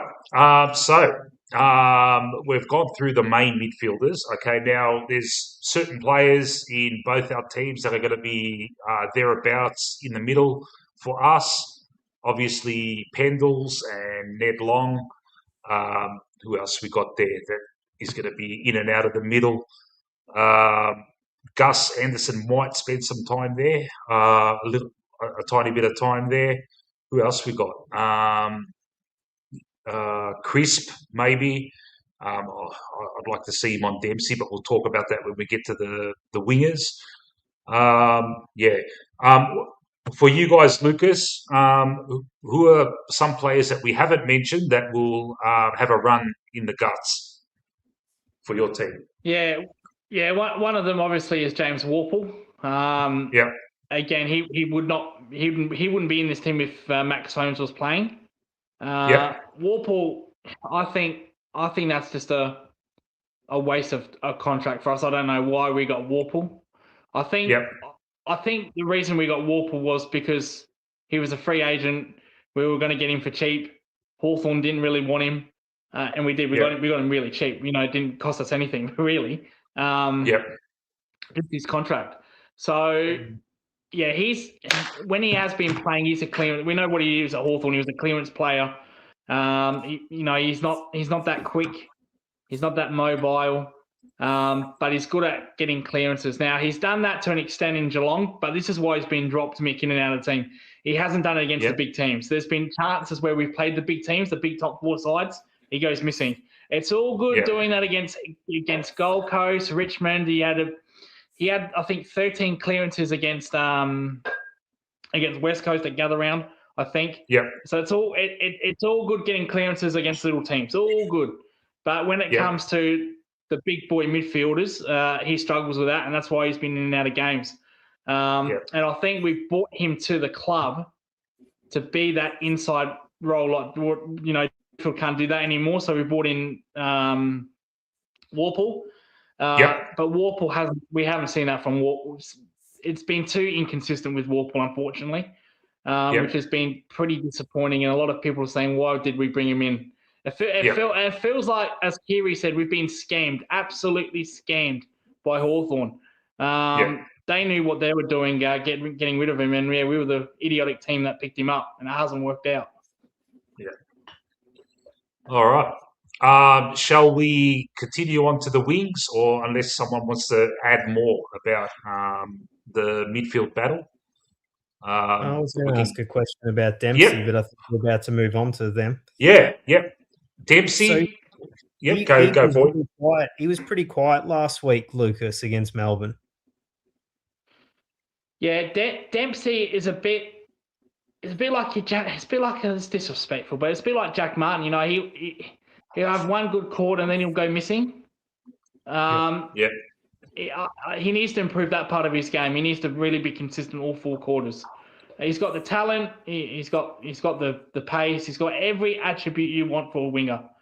But his consistency is poor at times. He'll go in and out of games. There's games where he's kicked 4 goals in one half, and then the next half he's gone absolutely missing. So that needs to improve for Dempsey. But I think he's got. I think along the only competition I think he's got is the Hawthorn guy Riddle, whatever you want to call him. Yeah. I think he's on par with Dempsey and the Melbourne winger, but I still think Dempsey is the best winger in the game. I think Dempsey does other things better than most other wingers. So I think Weddle's, when Sam Mitchell puts Weddle to half back, I'd love to see that. I'd love to see Chris Scott do that with Dempsey. I'd love to see Dempsey at half back a few times. But no, I think he's the best winger in the game. But he needs to work on his consistency for me. They were talking about him throughout the last couple of days. I forget who brought it up on which show, but they were sort of showing his patterns, how he doesn't guard his sort of space just near the 50 arc when Geelong have pushed deep into forward 50. He actually floats closer to goal and he leaves that open side unattended. So there's like an area you can exploit with him because he does hit the scoreboard more than a lot of other wingers do. Yes, yeah. And I think that's why. So they do leave that side of the ground a bit exposed so he can float down. So if you're watching him, that's what Collingwood have to do. Yeah, he can be exploited a bit on the defensive side. That's probably one weak, apart from his inconsistency, because wingers, they do have to play defense as well because they are wingers at the end of the day. He doesn't do that as much. I think Weddle is a lot better defensively than Dempsey, but Dempsey takes risks. He's a risk taker. Like he'll push up into space, as you just said, void in the forward 50. So it's a risk versus reward with that one. Now 8 times out of 10 it comes off, but when you're trying to get clearances up the ground, especially on that interchange side, or the wing side, that can hurt us a little bit, and it has. But I think that's a risk versus reward with that one per se. That doesn't bother me that doesn't really bother me too much, because no one's really taken advantage of that. No one, as of yet. That could change. Lipinski, you could put Lipinski on him. Lipinski could kick 4 on him. But no, that's not a concern of mine yet with his defensive work, because he does kick a lot of goals. So it probably tells you it pays off more often than not, and I'm happy with that, to be fair. Has anybody played in the games that you've watched? Has anybody ever played a match? Has he ever had a matchup that's played real where he's had to be more accountable? Yeah, Whittle actually tried the Easter Monday game with Josh Whittle. I actually loved that battle. I was really intrigued by that because it was almost like the number 1 and number 2 going along, but that didn't last long. So as far as not so much a tag, but putting pressure on him, no, not really. I can't remember a game where someone's really put work into him, to be fair. Maybe here and there, like a Whittle. But even I forgot the Melbourne winger's name. I forgot his name. Even he didn't put any work into him. So because he does like to play forward a lot, it's hard to do that. But yeah, he just kind of free roams, doesn't he? A little bit. Yeah. Now, last time we tried to play Isaac Quaynor on him, it didn't work. He looked, it was terrible, wasn't it? I went to that game. I was with Ultimate Greatness and Matt the Warble. We all sat together. We kind of like looking forward to it, and we got absolutely belted. But it was great to watch the game all together. But and we had to watch Quaynor running around trying to pick up Dempsey, and it just did not work. Who do we put on him? My man is Crisp, Jack Crisp. Yeah. You need someone that's defensively minded. As I said, he does push up forward, but you need someone that's got a good engine. That with Cranor, Cranor was cooked after half. I don't even know why Craig McRae kept that much up, because Dempsey, he's a good two-way runner as well. He'll push up from one defensive side and then he'll sprint. There's games where like the handball chain in the center. If you look on your TV, you'll just see Dempsey just go smash right across, just running on the other side of the wing.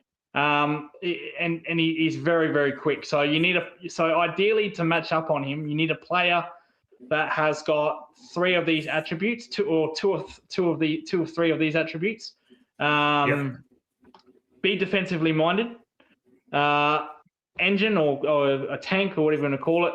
And the other one is pace. If you have two of those three, I think you can be okay. But if you've only got one of those attributes or none, like Quain, or I don't think had any of those attributes, to be fair. No, he'll get you Dempsey for sure. Yeah. Do you have a player that can do that, like Crisp? Crisp, sorry, not Crisp. He can. I wouldn't trust the defensive stuff. But has he got the engine to do it? Yeah, he does. He's a fit player that's been around.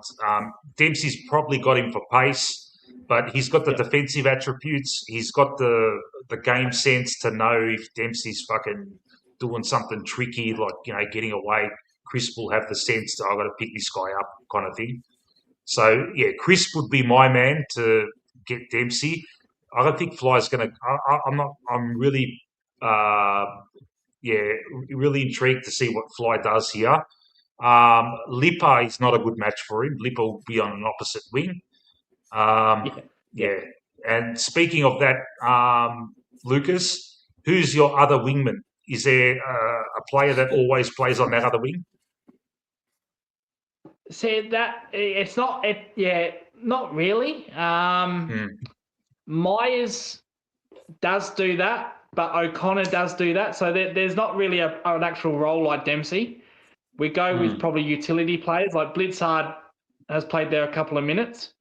O'Connor has, as I said, Myers mainly, but there's not there's not. Blitzard at fucking 48 years old is still running around on a wing. Fuck me, man. I know. But that's his strength, though, pretty much. He's one like Dangerfield that if he retired tomorrow, I won't lose sleep over. And that's no disrespect to Dempsey, but his body's cooked. When he's on the wing, he can really be exploited on the counter and whatnot because he doesn't have that pace anymore. But we've tried O'Connor a couple of times. That's been hit and miss. But there's not, as far as on the other side, there's no role. There's no ring role. We only really do one on that side, and we rotate, between Myers, Blitzards, O'Connor. No specific role for that side, to be honest. Yeah. All right. Okay, we haven't really established with the midfield. I'll ask the panelists and Lucas who we already went through. Let's talk about it as a whole. Yeah, the midfield, including the wingers. Have they got us or have we got them? What's going on? What do you reckon, guys? It's a hard one. Like now that we've got a guy like Allen playing there and a couple others, it is allowing Nick it is releasing Nick a little bit more. And than we had earlier in the year. We didn't really have any players that were giving him much cover. Yeah. He's got a little bit more cover now, so that will be interesting because I think that's allowing him to roam free a bit easier than he was the first, say, 8 games of the year.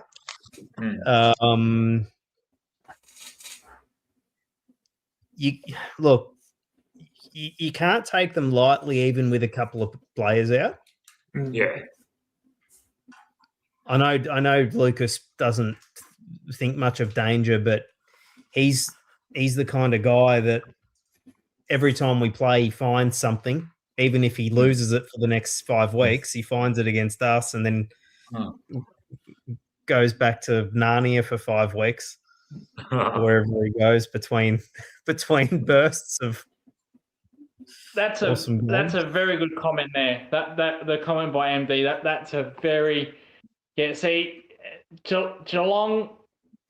When you challenge Geelong in the midfield, where it's almost like you got to dare to dream. If Collingwood take the game on through the corridor, you're gonna have to risk. It's kind of a risk versus reward. You're gonna fuck up, and Geelong are gonna score off the rebound. But if you keep at it enough, you will crack their the corridor. So because Geelong, like I said, the midfield outside of Myers and Dempsey, like Bailey Smith is not a quick player. Mullins is not an explosive quick player. Atkins is not a quick player. That's where teams hurt Geelong, is when they move it quickly through the corridor, they get exposed. GWS did that.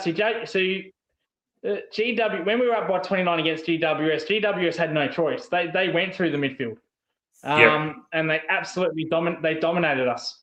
Crows, they went through the midfield because they like to play that way. Port Adelaide, when we played them in Adelaide early in the year, Port Adelaide dared to dream with the Butters and with the Jason Horn Francis. They absolutely took us to the clean as them too. Yes, you'll turn the ball over and concede goals, but you've got to be brave. The key word is brave. You got to be really brave through the midfield, and you got to acknowledge that you are going to stuff up, and it's going to cost you goals. But if you keep at it enough, you'll dominate the midfield. Carlton did that to us when I really lost the plot. Carlton did that to us. They took the game on. That's what Carlton were really trying to be doing the last 6 weeks anyway. They do take the game on. Really exposed us. So if you challenge Geelong through that midfield, we don't like it. We fold. I think Geelong are great. We are great at front running. But when it gets tough on the inside, we crumble. We really crumble. We saw that against Melbourne. Melbourne should have been up by 4 or 5 goals at quarter time, to be fair. We were very lucky. Even Chris Scott said that, that's not how we really want to play. And we got lucky there. So if you dare to dream, you'll win the game. You'll go a long way winning. Yeah. Manny Costo is lifting. He's going to be doing an all-nighter on Hindley Street tonight. So anyone in the city of churches, you're looking for a big night out, go to Hindley Street. You'll see Manny going off, mate. Fucking screaming. Mate, Manny, just get to the casino, mate. You'll be all right there. They'll look after you in that place, especially in the district at the top. So that's where I like to hang out. Love the casino. How late's an all-nighter in Adelaide? 9:30, 10? When do the pubs close in Adelaide, mate? About 5:30 on a weekend. 5:30. And then on a weekday, it'd be 2:30. It's not like a Melbourne guys. Even on public holidays here they don't open some. But casino's always open. That's all. Fucking that's not 24/7. Can you believe that? I think isn't the Crown a 24/7 casino? So that's a little bit shit. But not many. Get down to the casino, mate. This would be a great idea. Lucas and Manny doing a watch along together, mate. Get in touch with each other, boys, mate. Do a watch along together, mate. Mate, I'll tell you what. Next time someone will end up dead, mate. That's it. I'll tell you what. Gather around next year, mate. We'll meet. We'll meet with many. You'll come down there, Mick and Boyd. Yeah. Hopefully. And we'll do a gather round thing. Yeah, we'll do a show live from gather round. That'd be good. Yeah. Just going on your point earlier, Jimmy in the chat, MD. I haven't got your tips and predictions in yet, mate. Chuck them in. If you chucked them in before, sorry, man, I missed them. But if you could chuck them in again, let me put it in. I want to put it in the vault, and we'll continue That's on. a All really right, good so tip.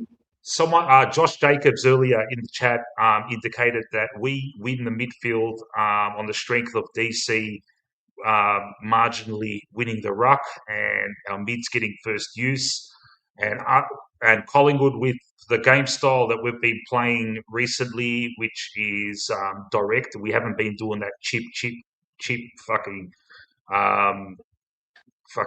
frustrating bullshit game that of the past, where we've changed it since that Melbourne game, where there's been a different kind of look about us, and we should win this midfield. So, do you agree with that, Lucas? We win the midfield battle and the wings battle, like all together, including the rucks. I think we win the. I think we win the wings. Yep. The actual centre, the CBAs. No, I think. Yep. You got De Gory down there. Come on, Dacos. So even if Dacos does get tagged, you still got De Gory in there and all that. So probably the midfield, like the CBAs, Collingwood have got the edge in that. But the wings are, I think, like I said, we've got the best winger in the game. So, that's wings for us. All right. Shall we proceed to the forward lines? Okay. Yep. All right. Let's start with your forward line against our, gold standard back line that is overachieving at the moment, but they'll be up against it this week. And as usual, it usually comes down to the midfield. Yeah. Adelaide's forward line looked threatening last week, but when we got on top of the midfield, they were non-existent. But they still, their main beanpoles like Phil Thorpe and Walker still got their 3 each. But most of that happened at the start of the game. Once the midfield got on top, our back line was able to lift without all the pressure on them. And we managed to get a very comfortable win in the end. Let's see how this one goes tomorrow night. We will start with what about me, Shannon Knoll, up at full forward for the Cats. He will be up against big bad Billy Frampton, the crowd favourite, without his sideman, the two enforcers, him and Bruzzy. He won't have his enforcer mate with him, but Billy's the man this year. We don't give a fuck what anyone says, mate. He should be in the All-Australian, but it won't happen. But he should make the squad at least. The only thing I'll say about Billy, he has had a stellar season, which has been slightly tarnished with that game against North, where Larky kicked 3 goals and had missed a lot as well. Phil Thorpe kicked 3 on him as well. But he was still doing all the right things, even though he copped those goals. He was still taking his intercepts. One of the great things about Billy now is whenever we switch play and we go through Billy, in the past, it would be a nerve-wracking for the watcher. But now, I don't give a shit at all. Whenever we switch around and we give it to Billy, he's got a nice, long, raking kick on him. He doesn't turn it over anymore. Who wins this battle? Shannon Neal up against Billy Frampton. Shannon Neal coming off a 5-goal game against Melbourne. I'll ask my fellow panelists what they think. I'm going with Billy. I reckon Billy's got him. What do you guys reckon? Start with you, Boyd. I think Neil will kick 2. 2, yeah. Yeah. This is what Josh brings up here, this is one of those interesting observations from last week. Our defenders changed from playing behind and side to playing in front, and it changed our fortunes. It's amazing what something like that, like the coaches can go up to the defenders, say, "All right, all of yous, we want yous playing in front from now on because our midfield's on top." It's such a, you know, it's such an intriguing little tweak in the game plan mid-game. Just play in front from now on. We're on top in the midfield. You can't afford to do that when you're you're getting belted in the midfield. But yeah, we'll see what happens. But yeah, that was great to see last week when that happened. Frampton turns into George the Animal Steel now. Don't mess with Billy. We love Billy. Greatness. How do you reckon that matchup goes? Shannon Neal versus Big Billy Frampton.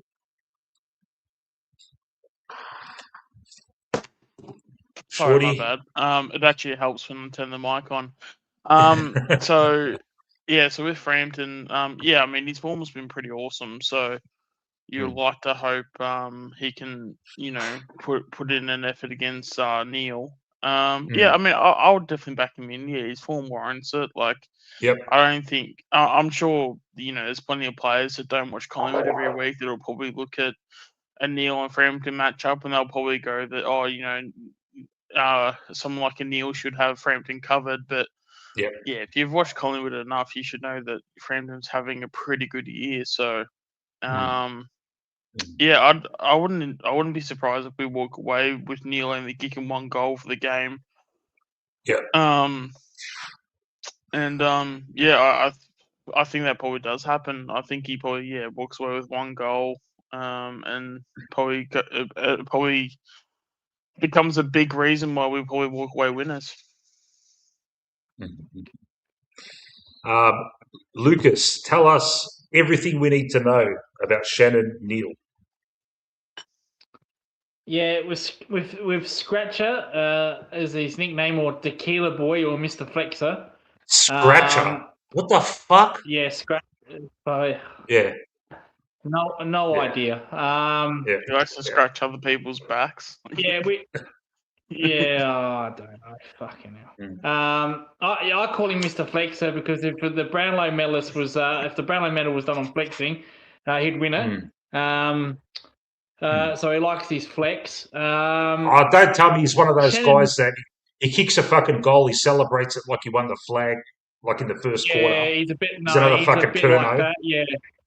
Yeah, he's a bit like that. No, actually, he's not a bit like that. He's actually like that. A lot like that. So, Shannon Neal, still young, but he's been on the list. He's been on the list for 5 years now. He's been around for a long time. He's had to wait behind Tom Hawkins. Yeah. I'm yet to still see it in him. I don't think he's it. I think at times he can be a sook. And what I mean by that is that if he's not getting silver service, he'll turn around, give the midfielders a bit of a lip. His attitude at times is very poor. Yep. What he does do best is running and gunning. He likes to run into open space. So if he is kicking goals, it's probably either A, back end of a free kick, or B, he's running into space. He's not he's not a contested. He's not a 1v1 player. He gets beaten all the time against 1v1s. He kicked 5 last week, but that was on a second gamer. So you'd like to think you'd like to think he could kick a bag on a second gamer, with all due respect. He doesn't use his body, but he's a big boy. He's actually a very big boy. 200 plus centimeter, 100 plus kilos. He just doesn't use his body. He won't. There was a contest against St Kilda 2 weeks ago. He got outmarked and outbodied by Silvani. It was embarrassing. Now, no disrespect to Silvani, he's had a good year at St Kilda, but there's talk and cheese, the body size of them too. So if I was actually Frampton, I'd probably play more in front. I would play in front because Shannon Neal gets caught too many times against the big defenders backwards because he doesn't like body contact. Sam Taylor got a really hold of him. Andrews, always does really well against him. So he just doesn't, whether it's confidence, whether he's not there yet, he just doesn't like contact. He's not a contact. He's a bit like a Gunston, a bit like a 200 centimeter Gunston. He likes to run in space. He likes the ball hitting to his chest rather than, beating a contest. Shades of that last week, but let's see if you can do it against an experienced defender in Frampton, who's really good in 1v1 duels. Sean said 1 goal. I wouldn't be surprised if he kicks any, to be honest. But I'd say probably no more than 2. If he kicks 3 or 4, that would be a breakout game. I know he kicked 5 last week, but this is against a decent, well, not decent, but a good defender, a good 1v1 defender. So if he kicks 3 or 4, well, that would be classed as a breakout game for Shannon Neal. So I'd put him probably for 2, maybe 2 or 1, but I wouldn't be surprised if he got 0. So yeah. I say 1 goal just because he'll probably pluck one out of his ass, or umpire will throw out a free kick somewhere, because it'll just be, if you go 0 goals, like, yes, it'd be a fantastic thing, but I don't know. I've come to support Collingwood for a long time, and it's one of those things where, even though, it'll only just take a one-on-one contest. There's a bit of, there's like a grabbing of the jumper from both sides, and they'll ping a free kick or something to that effect. So that's why I'm always hesitant of always saying 0 goals. So when I say 1, I really mean 0. I mean 0 goals that are just genuine, out of pure talent. If that makes any sense. But there's always those players where they'll have a shit game, and umpires will feel sorry for some of those types. And they'll just go, he's a free kick. You haven't had one all day. I'll just give you one. Yeah. He does get a lot of free kicks. I'd like to think that now that Cameron's not playing, we're always a bit hyper-focused on him when we play. And he's not playing. I wouldn't think we would be as hyper-focused on Neil, which means we will be watching and minding all of their forwards and not letting Ollie Henry or Wilshere or the new guy get, have a breakout game. Another good thing about Neil is when he actually does mark the ball, he's a dead eye in front of goal. He rarely misses. He rarely has a bad one of those ones. So it's a bit like your Tex Walker, your Fogarty. Like when it's in his hands, like 90 times out of 100, he'll kick the goal.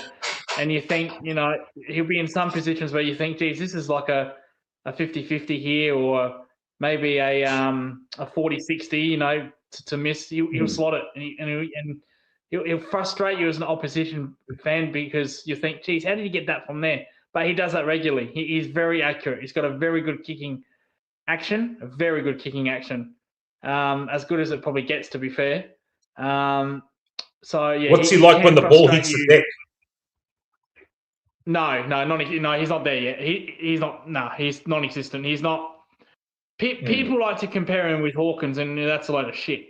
Because Hawkins did all the second efforts. He's nowhere near that. Yeah, I'll say yet, because he's only 23. But he does ruck as well. He does rucking in the forward line.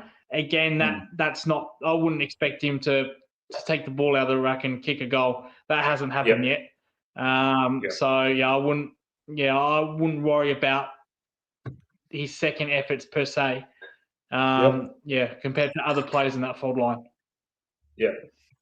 All right. What was I going to say about Shannon Neal? All right. So Billy Frampton's got him on the one-on-ones when the ball's fucking bombed in. We should not expect Neal to outmark him in a one-on-one contest. Neal probably has. If your midfield's up and about, Neal could probably outrun him on a lead. But if the ball hits the deck, he's got no idea. Okay, fair enough. No. All right. Let's. Who else you got there in the forward line?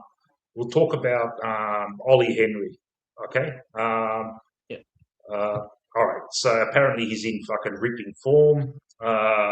You guys love him. I don't know how. I don't care if he's kicking. Come on, Lucas. How can you love him, man? Seriously, mate. Fucking mummy's boy. He terrible choice of music for his celebrate. well, His celebrate. That's so. It's because he's that got that is- Collingwood attachment. That's why. Like, come on. Yeah, Like, I won't just hold that one read against the you. room, I Mick. won't. I can agree. He's got the agree most with you on the punchable fucking face music. you could ever see, mate. He's got the most punchable face you would ever see, mate. I'm very No, but anti-violence, but if he walks past, Yeah.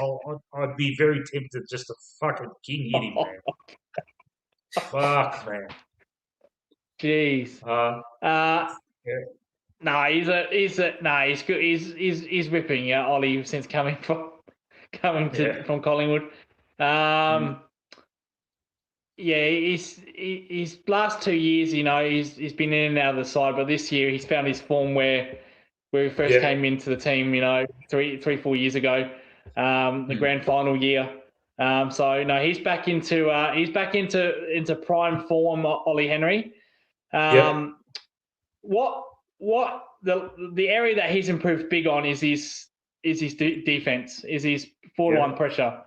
So he actually lays tackles now. Yeah. Well, he does use his body a bit more now, Ollie Henry. That's probably you know this. He does use his body a little bit more now. He still tries to take mark of the year every fucking week, which annoys the hell out of me. And he goes around the body, when he's only 15 meters out, directly in front. That annoys me. But no, he's turned into a really good contested mark, Ollie Henry. Very mobile, good on the ground, good forward line pressure. See, this is where this hasn't been talked about. Last week, because Crows played full tools, they had Fogarty, they had Tex, they had the No Fogarty. McAdam in there. Yeah. They had full tools. You walked out of halfback with ease. You had no pressure from halfback whatsoever. That's not going to be like that this game, because we've got a Holly Henry, we've got Brad Close, we've got Brian Myers, Sean Manor. They can all apply pressure. Jay Polkinghorn can apply some forward line pressure. You're not going to be able to dash from halfback or from the goal line like you did with Adelaide, like every time we went down there. That won't happen. Because we've got players that can play those pressure forward line roles. So I just wanted to point that out. But no, with Henry, his game significantly improved this year. Fogarty didn't play in that game, Matt, I don't think. All right. But he's consistently improved, Ollie Henry, especially with his defense and his contested work. I would like to ask the question in the chat, because I've seen especially Matt bring it up. If we had to take one out of Ollie Henry or Patrick Dangerfield, who are we taking? Because I feel like it could be mixed opinions. Out of the game or into the game? No, so like in terms of like a list spot, so like we have to pick at least one of them. Which one are we taking? Because like Ollie Henry is probably the better player, has the youth, but I got a feeling that Matt's going to say Dangerfield just purely because he doesn't want to hear the Pink Pony Club song. The thing that frustrates me about Ollie is that I really rated him when he was at Collingwood. He didn't have a defensive side to his game. He was a good contest. He took a couple of fantastic contested marks. I think he had a couple of 4-goal hauls when he played for us too. Just frustrates me because he was a first round pick, and we just sort of dished him off. And I thought, well, if he learns a defensive side to his game, he's going to be a really good player. We certainly didn't get enough back for him, which is a shame. Who do we put on him? Pezza? IQ, I reckon. IQ? You don't think he's too short for him? I don't think so. I mean, no. Look, I Pez do could feel go like in Pez is first. overqualified, though. In fairness, like I don't know, is there a is there a dangerous player than Ollie Henry? Yeah. Well, Because yeah, if there there is. is, well, then Pez would go to him. But it just Yeah. feels like Pez is Yeah. overqualified for someone like an Ollie Henry. I mean, that could come Yeah. back and bite me, but I mean, Yeah. Yeah. So I think Puncher will play on Poking Horn is my guess. yeah. Yes. Yep. Yep. Or Yeah. How's Yeah. actually a good matchup. There we go. Like, Yeah. Yep, agree with that. Because then on top of that, Howe could also play off Henry as well. So you could Yeah. kind of get a 2-for-1 deal out of that. Yep. Yeah, especially with Pez. I Like agree. Pez just, I don't know. Pez to me, he just seems to be way overqualified for that matchup. So I'd be like, okay, where can we then put Pez to where we? I reckon Pez might go to Mana. Yeah. Because Yeah. Mana's an absolute weapon for them. Yeah. He always kills us too. I had a brain fart. I totally forgot about Howie. Yeah, that's the obvious choice. Howie on Henry, Big Billy on Neil, Polkinghorn Puncher. It's an intriguing competition there. Puncher has only played 3 games. Polkinghorn's played 2 games, kicked 2 goals in both his games. So they're both young guys coming in trying to stake their claim in AFL footy, and they'll be up against each other. Would be fantastic. That Puncher doesn't have to fucking pick up like a Tex Walker or something like that. So that's good. Actually, right, Lucas, do you know the height of with a Polkinghorn? How tall is he? Is he like a 200 or is he like a 194, 195? He's only 190. I think. Oh, he's only 190. Yeah. Okay. There you go, 190. Yeah, and Puncher's going to be he's smaller than Ollie Henry. Yeah, he's smaller than Ollie Henry. Okay. Yeah. So Puncher should have him. Yeah, should get him. Should win this.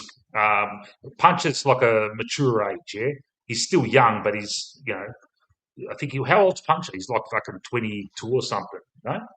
Yeah. Yeah. Puncher's 23 from memory. There you go. And Polkinghorn's only 20. So. Well, now that well, now knowing that he's 190, do we throw a Puncher even on an Ollie Henry then? Because is Ollie Henry above 190? Ollie Henry, he's 195, I think. Ollie Henry is what?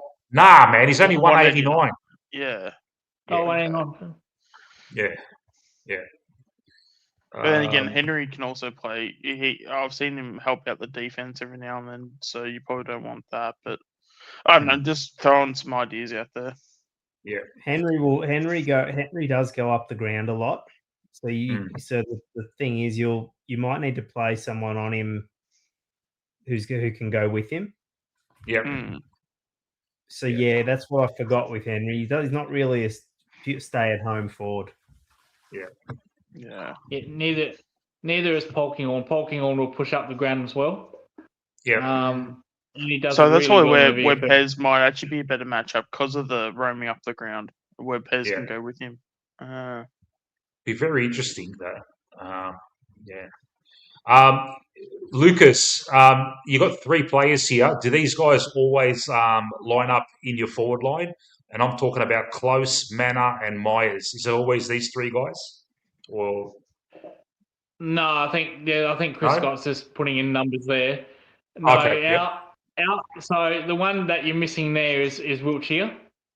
Oliver Wiltshire. I think So Myers and Manor. I know Chris Scott's just put him in there for 20. You have to put 22 in there, but no, Wiltshire and Henry and Polkinghorn. That's our future for the half forward line. Just the half forward. That if you said to me, right, how many years do you want him in there? I'd say lock him in for 10 years, and that's the half forward line set. I know Cameron has to come back. But for me, Wiltshire on the left or the right, whatever, Polkinghorn in the centre, and Henry on the right or left, wherever you want. That's our half-forward future right there for 10 years. And I'm very comfortable with that. okay.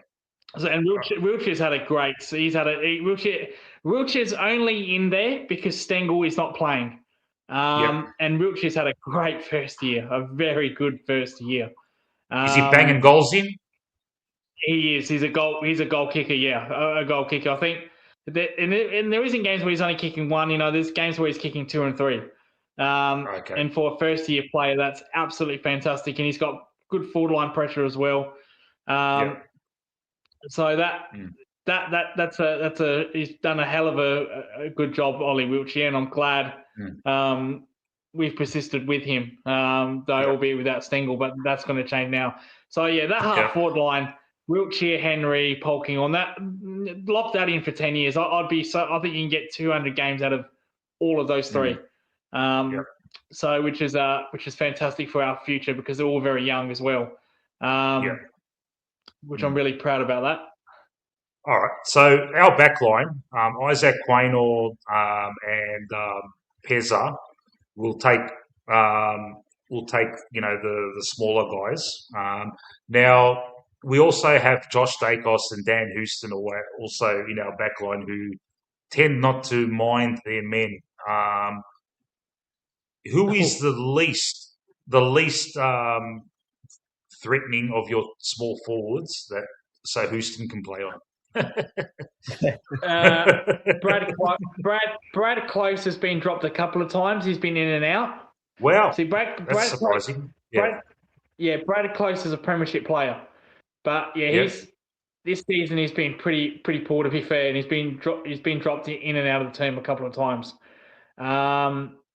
Because Brad, he's not a contested player. He's more. Again, he's more of a Gunson type. He likes to lead into space, but he doesn't really do that as much. He hasn't got a big tank. He doesn't really push up the ground. He won't give you 15, 20 touches. He's more of an opportunist. He's more of a goal sneak. He only probably needs it 10 times, and he'll probably kick a goal. That's basically roughly his stats. He'll touch it 10, 15 times and kick 1 goal. So. His biggest strength is his forward line pressure. He'll average 5-6 tackles a game inside the 450, which is really important to our game, especially with turnovers as well from half back. He's in our premiership year, he was responsible for a lot of that, along with Stengel as well, which is why you look at him and you think he's only averaging 15 touches in one game. Why is he in? But it's his defensive work that keeps him in the game. Unfortunately, that has slipped as well. That's gone a bit off the boil. Hence why he's been dropped a couple of times. But again, he's probably only in there because of injury, because of Cameron. So you can say that for Polkinghorn, but someone else does have to come in as well. So a fully fit Geelong, probably he's not in that best 22 close. All right. Sean Manor, he's named in the forward pocket, but you're saying he's not going to play there. He's a free roamer, so he'll play on the wing. He'll play half forward. He'll play full in the pocket. You know what I mean? But he'll play on the wing. He'll play in the centre sometimes. You'll see him on handball links. Mena's got really good IQ, very, very good IQ. What you'll notice about him, he's always in the right spot at the right time. So we call him a bit like the John McClane. From Die Hard. From the Diehards. Right place, right time. If you need a hero, he's always there. So Sean Mendes got that very good IQ. There was a game against Brisbane where he kicked five goals in 10 minutes. When the ball literally fell to ground, and every time Sean Mendes was there. So we've got a Geelong supporter in the chat. Geelong supporter in the chat, Anna Borrens. We are Geelong, the greatest team of all. Welcome aboard, Anna. Thanks for joining us. All good person. But definitely not sure my vibes that one. Yes. All right. No.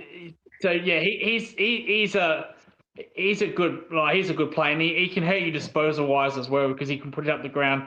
He can give you a 25-30 possession game. He hasn't done that for a while, but he'll kick he's so pulverizing. He can kick 3-4 goals in the space of minutes because he reads the game really, really well. Yep. All right. I saw him do that against Brisbane earlier in the year. I think he kicked 3 goals in 1 quarter. He did, yeah. And they were all off the ground. The ball, they're all from loose ball gets because it was in the right place at the right time. Yeah. All right. But I think we've got you here too, Lucas, mate. But the way things are going now, we're going to absolutely belt you, man. What do you got to say to that, Lucas? Come on, man. We've got all right. The midfield, it's probably a break even, but I reckon our back line's got your forward line. So far, So far, yeah. But that I think we've got a better forward line than you've got a better forward line. I think we've got the better forward line. Okay, we'll see about that, mate. Because we're going to talk about our forward line, and now it's our turn to throw up names, and it's your job to say who's going to fucking stop it. All right. So I put it to you, Lucas from the Geelong Zone. All right. Who's going to stop Skunk? No. I'll start with McStay. I'll start with McStaykos. That's his new name, as dubbed by Voidoid Generation after those 2 miraculous Peter Dacos style boundary fucking goals against Adelaide. Dan McStaykos. Who's going to stop him, Lucas?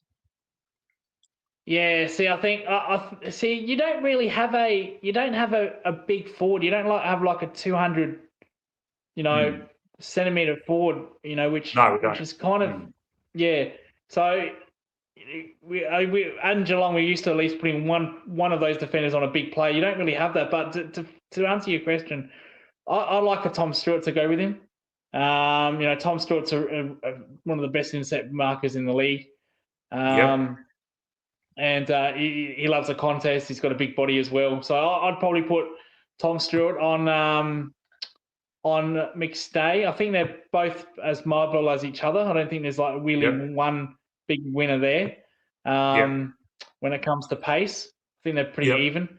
So I'd probably be happy with that if they wanted to go along that line.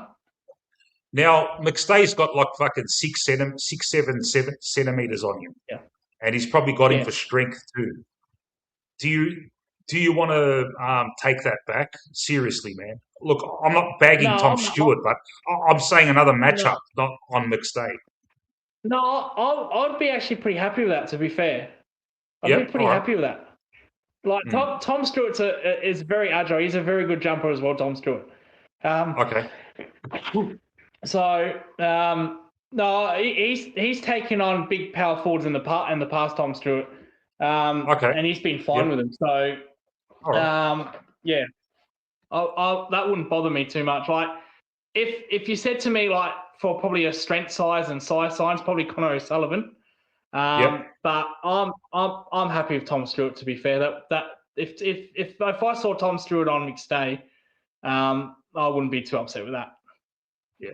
Now, last time we played, Fly came up with the masterstroke of trying to play Ned Long and Tom Stewart, and Tom Stewart ended up ripping us a new one. Please, man, Fly, mate, don't fucking do that again. Yeah, that was you were negating forward, wasn't it? Yeah. It seemed that game, the last time we played, it seemed Fly was just trying these little things that Long up forward as a defensive thing on Stewart, Quaynor on Dempsey. He was trying these little things that, come on, man, you're fucking experimenting. Fucking, we need to win this fucking game, mate, you know? The worst thing you can do against Geelong is experiment. That never ever works against Geelong. You just don't do that. They'll try to isolate. Stewart. Yeah. And I think it wouldn't surprise me if Anderson or even Harrison rotate on him. If we can stop him from getting uncontested marks. Yeah. Yeah. That's because you sort of can take him out of the game by denying him that part of the. I mean, it's like McGovern. It's easy in theory, right? But it never seems to work in practice. Just to not kick it to them. Yeah. Yeah. All right. And I think Tom Stewart would if Tom Stewart got the ball, McStay was behind. He'd leave McStay for dead. Tom Stewart's very quick. Though he's getting older, So now, I've had a sneak peek at some of your watch-alongs, Lucas, and you are absolutely. I've heard you be absolutely scathing on Tom Stewart, like fucking going off your fucking tree. And now you're fucking what? You've jumped back on him now. I'm serious, man. You were going off your tree over on. No, he can't. He can't. No, well, there's a running gag that I have. It's called your weekly Geelong turnover from half back, and it's always going to happen. So watch out for it. Every single week it happens. It just depends what stage of the game it happens. Is it going to happen when we're 40 points up? Is it going to happen if we're fucking 10 points down? It always happens, but 9 times out of 10 it's fucking Tom Stewart that does it. And the other percentage is Max Holmes. So I guess I have to put up with that. But it always happens. Some kind of random turnover at halfback. Deep inside the 40-50 that always leads to goal, and it does my absolute head in. Yeah, and people in the chat, Lucas will be doing a watch along, as you always do. Yes. Yep. So if you want to be entertained with someone just going if you want to watch someone live having an absolute fucking nervous breakdown live on YouTube. Tune in to Lucas's watch-alongs, mate. I'll tell you what, I might pop in for your VFL watch-along as well. I might even pop in for that if you have man. No worries, mate. We do actually need to organise that, actually. I was going to mention that at some point. Yeah, I've already put it up, Shorty. It's Friday. It's Friday. I think it's the same time as the last one. So it's Friday Arvo about 4 o'clock, I think. Yeah. And the last one was weird. The last one was like 12:05 or something. Yes. It was a shit time. How the fuck do they expect people to get to the games? I mean, even 4 o'clock's like not much better, but Jesus Christ. Yeah. On a Friday Arvo too. No, that'll be good. That'll be good, Lucas, because we're playing yes, and you guys are top of the league in the VFL. So it'll be good to have a Geelong perspective in that one. And it sounds like a plan. Mate. Probably not the full game because tea and all that and whatnot. But I can definitely do a half. Because of what? You're backing out now. Because of what? Because of dinner time and whatnot. Preparing for. Well, you can't miss out on dinner time. Come on. You can delay dinner for about an hour. Come on, mate. Jesus. Please, man. Do you see the fucking size of me, mate? I don't miss a meal. Have you seen the fucking size of me, mate? Are you serious? Fucking hell, man. That'd be good. We'll watch the Geelong VFL and have a good look at who the rest of the league can pinch this year. Yeah. Fuck me, I've lost 40 kilos. I'm still fucking obese. That's how big I am. Oh shit! All right. I wish I could lose 40 kilos. That'd be nice. Lucas, who's going to stop Skunk? Oh, Membry, he is in all Australian form, Mick. I wouldn't put it that. I wouldn't say that, but he's in good form. And Secure the supporters who that I'm mates with are telling me that I'm telling him how good Membry's going, and they're like, "Fuck me, man. He used to play. He'd kick 5 goals, and then he wouldn't see fucking 3-4 weeks, and then he'd kick another 5 goals." But with us, he's put in a good fucking solid shift of fucking good form, man. Yeah, and the 5 goals would be against like West Coast or some shit kicking team too. Yeah. Yeah, and that's why, Sean and Boyd know this. That's why I've got him in my All-Australian team. That's why I said All-Australian form. So you're not being a smart ass by saying that. You're actually being serious. Sean, Oh did no, I he's not serious. put He's Sean? very serious. Yeah. Based on his last 5 weeks, and I think he's been one of your best forwards. Yeah. I'll tell you what, though. In I know, fairness, he kicked Yeah. 2 against. Was it 2 or 3 against Adelaide? Because he should have kicked kicked 2. 5 or 6. Yeah, Yeah, he He kicked could 2. have. He should have kicked 5. Yeah. Yeah. Yeah. So because he had 3 shots for goal that he didn't even get the distance on. One of them was like I feel like it was like 35 meters out, which Yeah. we'll just leave it at that. Yeah. Yeah. But if he was to get the distance out of those 3 kicks on top of it, like he's kicking, he would have had 5 goals for the whole night. So yeah, he's definitely having. But that's the thing, though. I mean, it's always an interesting conversation because he's out of contract. He's 32, I think, for memory.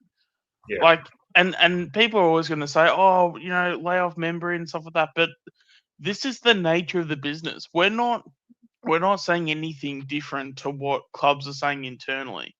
Like when you're 32 and out of contract, if you're not performing each week, you're gone. Like that's why even with like someone like like Lipinski and stuff, like I'm tired of like fan bases just being accepted with what they have. Like what's so wrong with just wanting more, wanting better? Like especially when you have people. That's why I don't understand this whole. Because it's so funny, right? Because it's so. I could go on a massive rant about this, but like, I just find it so hypocritical that like all these like Lipinski lovers are going down such a positive and we love Lipper. Lipper's so awesome. Yeah. But if you love him, then like, wouldn't you want him to be his best version? But then people like us that are hey, you're our main winger. You need to set the standard for other wingers in the team. We then get ostracized because we're trying to set it's not even high expectations. Like if you're a main winger, there's no excuses not to get 20 disposals every week. Yeah. Like that, I feel like I'm not even like it's not like I'm saying because he's a winger, he's on the midfielder, so he's not going to get 25, 30. But the fact that but yeah, I don't know. It's just the standards when it comes to like and mind you, it's only like a small minority than the majority, obviously. But there's nothing wrong with like setting standards, and if someone is, it's and that's why like we criticize players or we're like, hey, such and such player isn't performing. We're not saying it because they're shit and we're just trying to dogpile on them. We're saying it because they're underperforming because we know they can do better and be better. And then if they want this role in terms of being the main option or they want to be in that conversation of being a top 10 player in our team, well then they need to play like it. Like, but this whole I don't know. That's why I've said it for a few weeks now. I feel like in these streams, tough love is such a lost art in like just today's society in general, not just footy terms. But we just seem to be very quick to just whatever the output is by anything, we just seem to accept it and be happy with it. And I just don't. I'll never accept or understand that concept. If someone's underperforming, you need to let it be known. Like we can't be silent about it, Yeah. Because otherwise you'll have people like Bo McCreary who could have been. I know people are going to laugh at this, but Bo McCreary could have been a top 10, top 20 player in the comp. But because we go, but Bo's just, but he's doing enough though. He's just he gets 5 to 6 tackles a game. That's enough because we love him so much. Fuck that noise. Like if someone put a rocket up his ass, like he'd be again a top 10, top 20 player in the comp, let alone the team. Yeah. But anyway, it's the world we live in now. Yeah. Sean just went on a massive rant. He's inspired. He fucking kicked 3 goals from midfield, mind you, for the Spiders last weekend. So he's up and firing, mate. Yeah, and also as well, you know why I did that? Because I'm the fucking main person in our forward line, so I needed to step up this week. There you go. Funny you that, did, hey. mate. There you go. Yeah, it's as if I'm like a leader and I like need to step up and play my role. Fuck. So Lucas, who picks up Skunk? I'd probably put Lawson Humphreys. I'd put Lawson Humphreys on him. Okay. Lawson's very, very good in the air. He's very mobile. Attacking player from halfback as well, Lawson.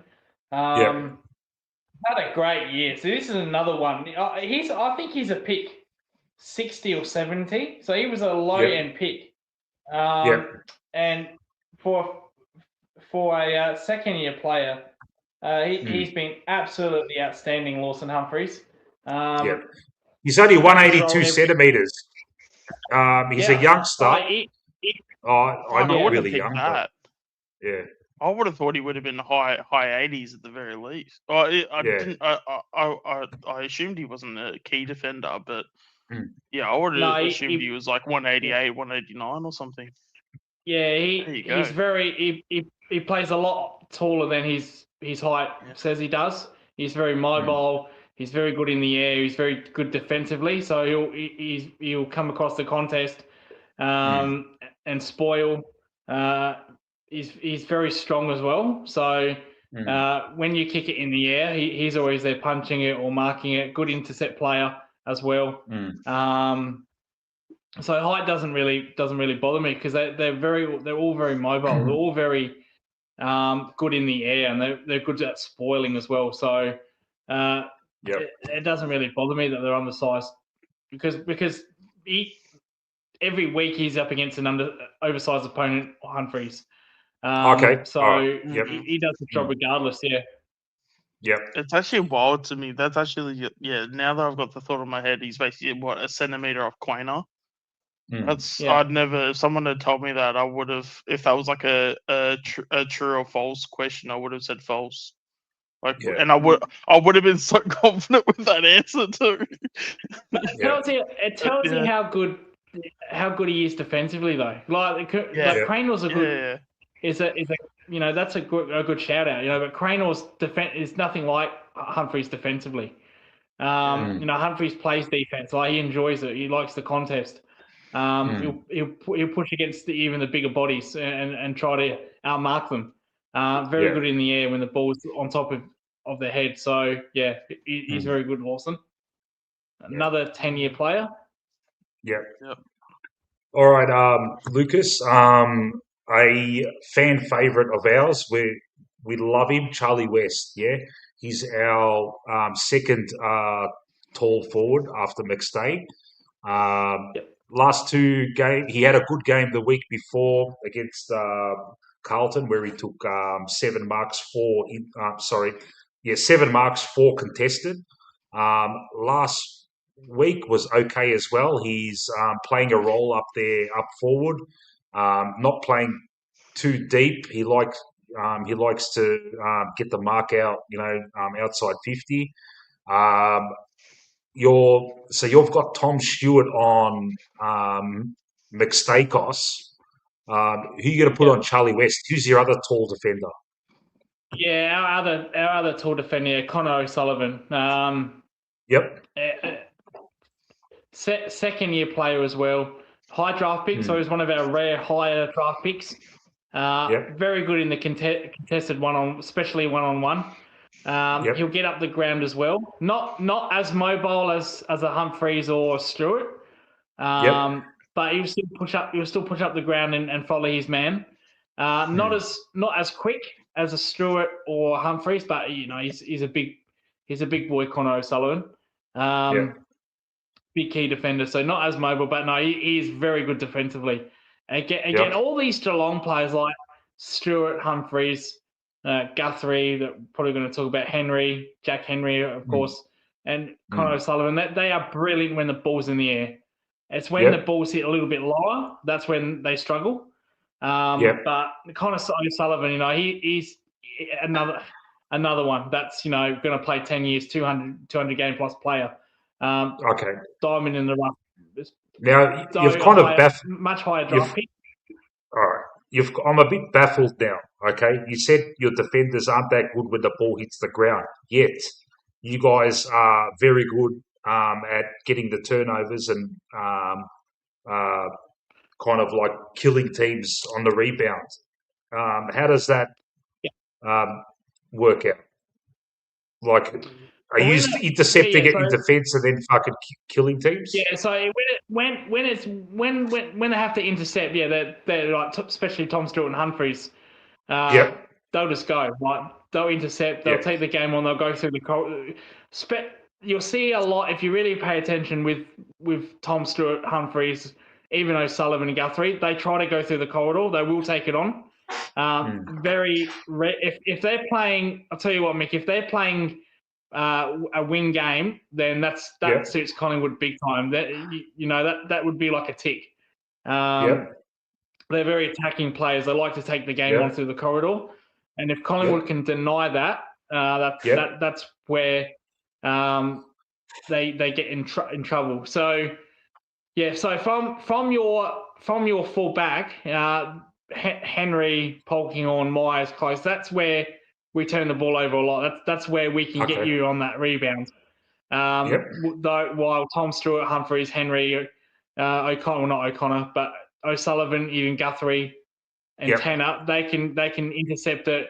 They can crash and go through the corridor, expose you on the counter attack. So that's what they're really good at, this Geelong defence. And it's also good, when the ball's in the air and, they rarely get beaten in a 1v1 situation, very rarely when it's a contested 1v1. I can't really say for O'Connor because I don't know too much about because he's more of a utility. But especially our main four there, which is Connor O'Sullivan, Tom Stewart, Zach Guthrie, Jack Henry, all very good in the air, all like intercepting, and all take the game on from that position into the corridor. Yep. Okay. If Collingwood's forward line brings the ball to ground, we're a good shot of getting snap goals and stuff like that. Is that what you're saying? Yeah. Yep. Yes. Okay. Yes. Yeah. All right. And that's where players go. No, you go. If you just kick it along, Mick. If you kick it along, Mick, just blast it along, they'll have a field day. They'll have an absolute field day. So got to be a little bit smart. I'm not saying kick it along the ground every time it goes in forward 50. That's ridiculous. But you can't fall into the trap of kicking it to them and just blasting it and hack kicking them in the forward line because that's where they're at their best. Okay. All right. So if the ball comes to ground in our forward line, we've got Shooter who's back. He's a fucking pressure beast. We've got Gus really Anderson and we've got Harvey Harrison, who will be required to score goals when the ball's bubbling about in our forward line there. Who's going to stop that triumvirate? Well, I think Gus Atkinson was really good at it last week. Didn't he kick a couple of goals like that last week? He kicked one, but he was very good with the ball when the ball was on ground. He's got those long arms, man. You try and tackle him, but he still gets the ball out, mate. He makes good decisions. Yeah, see that's why they've probably put O'Connor back. They put Tanner Bruner back. Though this, Tanner Bruner's not really much of a halfback because he's only playing because Mac Holmes isn't there. So it's a big responsibility on Tanner, a big responsibility on O'Connor. Humphreys is good on the ground. He's very mobile on the ground. But those big defenders, O'Sullivan, Stewart, not so much. That's where you can really expose them. It's only good when they're in the air and in the contested situations. So around the stoppages, like if Collingwood get a lot of stoppages inside 50, that would make me very nervous very, very nervous because you can get Geelong in that area. Yeah. All right.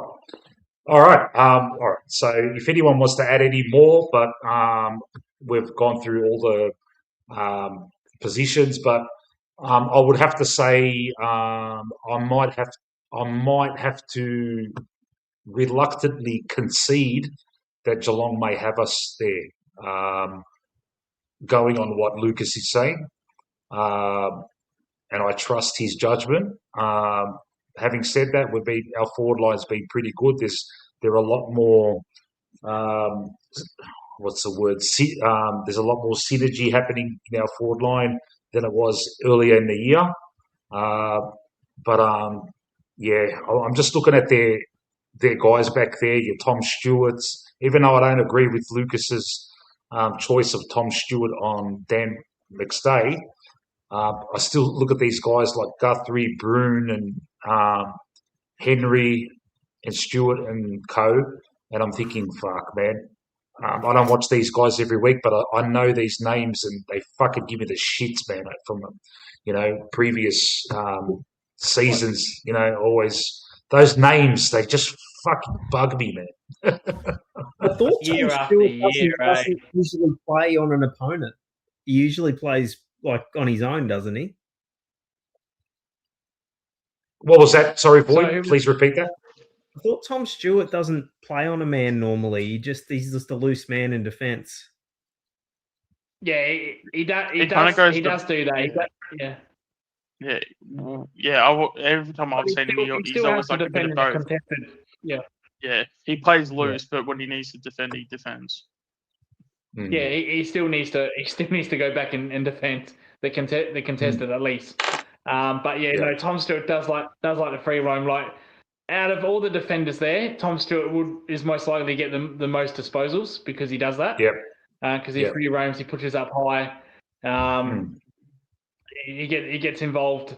That's what Tom Stewart's really great at, as well as defending. Like, Tom Stewart's a really good one-on-one defender, but he's also really, really good at free roaming, getting the ball, kicking the ball inside forward 50, inside the corridor as well. So yeah. All right. In summary, Lucas, I respect you. I like you very much, but I have to say that my original tip is reinforced. I'm still tipping us to win by 32 points after dissecting these selections. And we're going to smash this tomorrow night. You have not been able to convince me otherwise. What do you got to say to that, Lucas? Maybe I was being a bit too kind. Maybe I'm being too soft. Maybe I should have said, no, Mullins is going to kill Dacos, and Henry and Myers are going to get 10 each. But no. We'll be a little bit more realistic. But what are you putting in the vault, Lucas? What are you putting in the vault? Now this is something different. This is not so much a player thing. This is more of a team thing. I'll say this, so you can put this in the vault. Collingwood will not win the game if they kick under 90 points. All right. So, if PIES kicked under 90, we lose. Okay. Yep. Okay.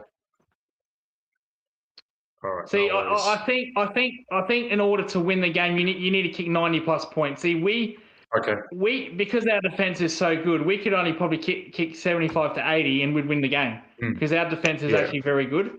I can't say the same about your defense. It's probably one time I'm being arrogant here, but I can't really say that about your defense. Like, I think that we can keep his. We don't need to have 100. Score 100 points. I think if we can get even 75 to 80, our defense is good enough to keep you below that.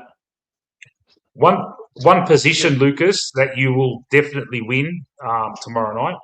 100% guaranteed you're going to win this position. The umpires. They're going to fucking love you tomorrow night. You're going to get the fucking dumbest free kicks, and it always happens against you cunts. and it fucking shits me. But you will get the rub of the green with the umpires. It's just fucking put that in the vault, man. Mate, you don't even need to put in the vote in the vault. It's not even that. It's just an event. You don't see us when we play in Geelong, mate, where the umpires gift us goal. I say it in my commentary. I say it in my watch along. I say, "Oh, what the fuck was that for? You got to be fucking kidding me! What did we get that for? That's just an event, mate. No need for that. That just happens every game with us." This is going to be really interesting, right? So Collingwood, the average points conceded this year is 74 by Collingwood. Average for Geelong's 85. So there's not a ton splitting the defensive games. Yeah. Yeah. I think we've got to counter that. I think we've got better players defensively. Like if you said to me Geelong only kick 80 points, do you think you can still win? I can say yes. Because our defense can shut out anybody on their day. But if you said to me, can Collingwood win if they only had 80 points? I'd say no, because I think our efficiency, when we get the ball in there, we can be very explosive. And over the last 3 weeks, again, it's only St Kilda. I get that. Our efficiency was really, really good. We were really efficient against Fremantle. The Fremantle game kept us in it. Really efficient against Melbourne last week. That kept us in it. We were really efficient against. I'm trying to think of who else we were really efficient against. Even you guys in the earlier game, like when the ball went in there, it looked like we were just scoring for fun. So that's why I back our attack over your defense, and I back our defense over your attack. All right. Okay. On that note, also as well for that prediction. So would he get the prediction if we say scored 91 points or more and we win? Does that would that prediction then become right because it's a bit of a over unders? Yeah. So I'll make it more. I'll just say this. I'll say if Collingwood score over 90 points, they'll win the game. I'll say that. Yeah, but then if they're under, then the Cats will win, basically. So it's like an over-under. Yeah, exactly, yeah. A bit like your sports bet, yeah. Over-unders, yeah. Maybe I've gone too advanced for the vault. Maybe I should have stayed up player statistics, but I thought I'd go something different. All right. On that note, I'm just going to, I will refill my coffee. While I do that, can I ask Shawnee to think about your tip and prediction for the game because I haven't got it yet.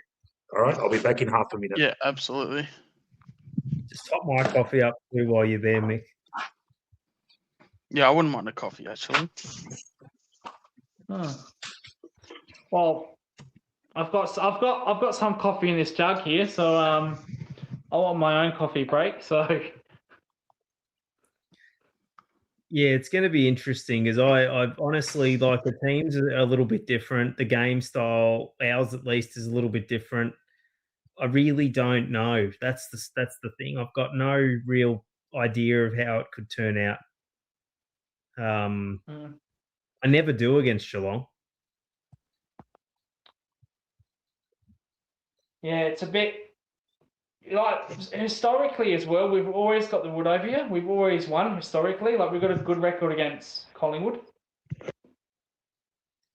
You do. Like even when we play really, really well, like somehow you'll get goals against the flow when we play. Yeah. Like even if we're dominating for a patch, we'll sort of not put it on the scoreboard, and then you guys just with a couple of plays will kick 1 or 2 goals, and then the game will be still pretty close enough for you guys to, get over the top of us. That happened in the first game. Like there were patches in that second quarter where you were just missing. and then we went up forward a couple of times, and we kicked goals out of it. So, and that's back to my emphasis of us being a really good, efficient team. Like, we don't need 50, 60 inside forward 50s. We don't need that. We only need like 40, or even if we had 30, because our efficiency is so good. Even then, I'm confident. It's two really heavily system-based teams going head to head. Yes, yeah, very much so. Yeah, we've got to have a different, we've got to lower our eyes going into the forward line again. We always need to do that against your defense. Even if we scrub the ball in, and just kind of knock it forward and haphazardly, I'd like that. I'd prefer that. I hope we don't try to go long to the goal square. Yeah, that's what I was saying. That you got to lower the eyes a bit. If you're just going to bomb along against us, we'll soak it up. So that's a real big pet play of ours. Terry in the chat, Bugsy is Bo McCreary. And while you're there, Terry, I'm thinking about starting to play my guitar again. So can you come over one day and restring it for me? Thanks, buddy. Thanks, cuz. One day in the next week or so. There you go. Sorry, I just had to chuck that in. Yeah, Shorty, you got your tip? Yep. I will just quickly, before I do go predictions, I do want to just give you a little bit of a because I know we mentioned about Blitzarves. I'm actually surprised we didn't mention the how he was like a national sprinter. Because normally that gets played out a fair bit.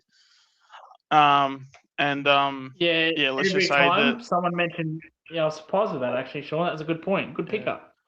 Yeah, because I only wanted to bring that up just because it seems like we're gonna have a national sprinter coming to our club very soon. So in a very not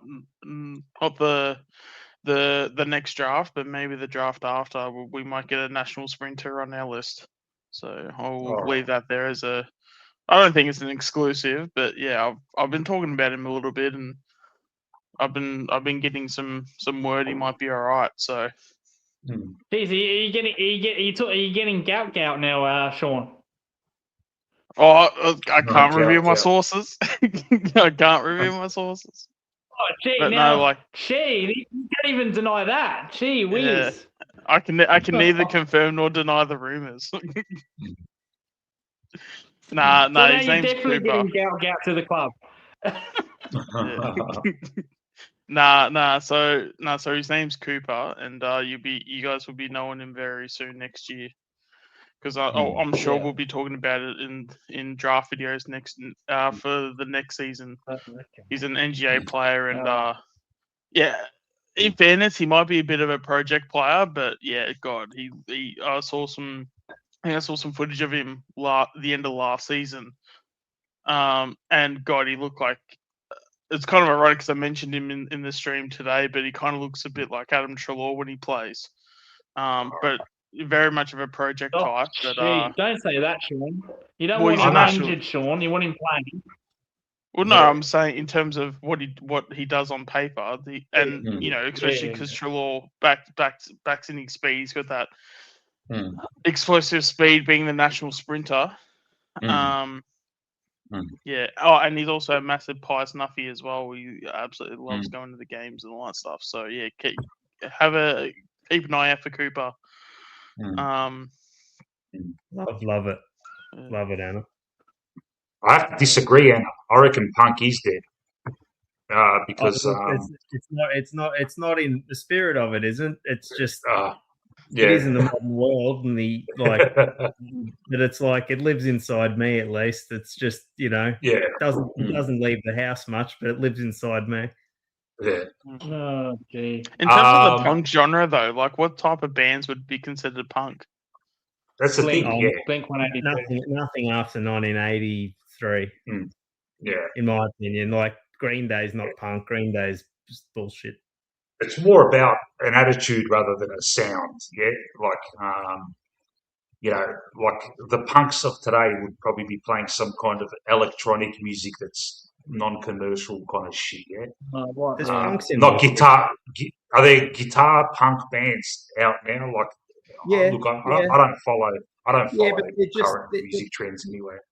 yeah, but they're just pastiches of bands that already existed. They're not doing any like. But punk's not just a music thing. You could do it in any kind of multimedia. You know, punk writers, punk whatever. It's just really just. I mean, there's probably a bit of a DIY ethic to it.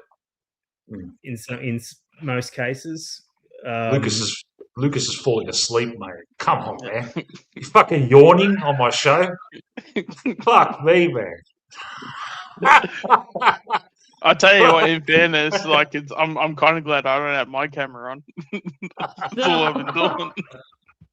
Sorry, it's been a lot. It's been well, fucking staying up with your channels and doing my own up till 4 a.m. It's been a long week. Maybe my age has finally kicked in, Mick. Maybe. Hope not. Yeah.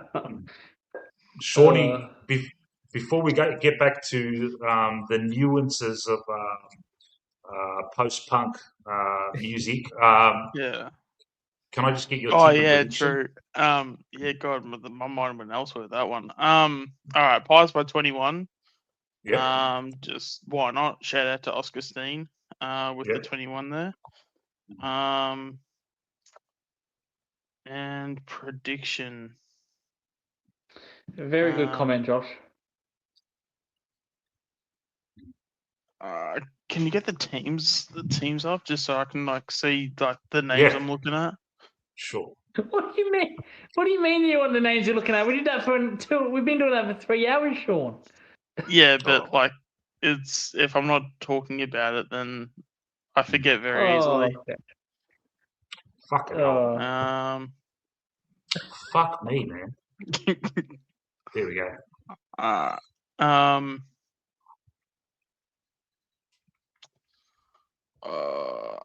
You know what? I'll say this. I'll say Ed Allen won't tag, and he'll get 30 disposals. 30. Ooh. Yeah.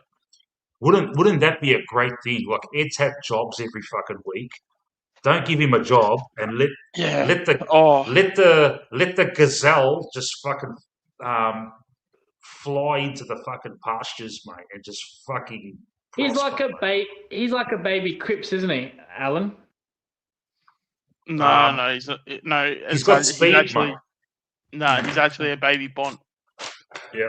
Oh, okay. Yeah. Because but I mean, he's built pretty big, isn't he? He's a big boy.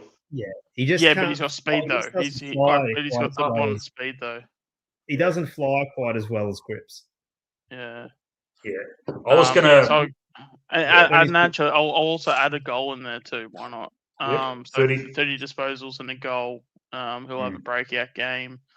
Yep. And I really, really want to see a big game from West because I feel it in my bones. It's coming really soon. Yeah. Okay. Do you want to put in the West, vault? I'll go West 4 goals. Well. Okay. I just have it's just going to be just a random week. It's just you know what? I'm going to predict it for like 5 weeks in a row, and then he'll kick 5 or 6 in like the 6th week. When I don't predict it, that's when it's going to happen. Because I feel like I had a prediction where I think I had DeGoey for like 25 and 2, and I predicted for like 3 weeks in a row, and then the 1 week I didn't do it, he had 25 and 2. Yeah, that's one of the secrets of the vault. Yeah, you just tip the same shit every week until it happens, mate. I was going to come up with a new segment, all right, and it's a work in progress. So look, I'm just going to put up the little fucking thing now. Look, this is bad. Yeah, it's AI slot bullshit. Yeah, but it's just a work in progress. Yeah. Oh, actually, I'll add a third one.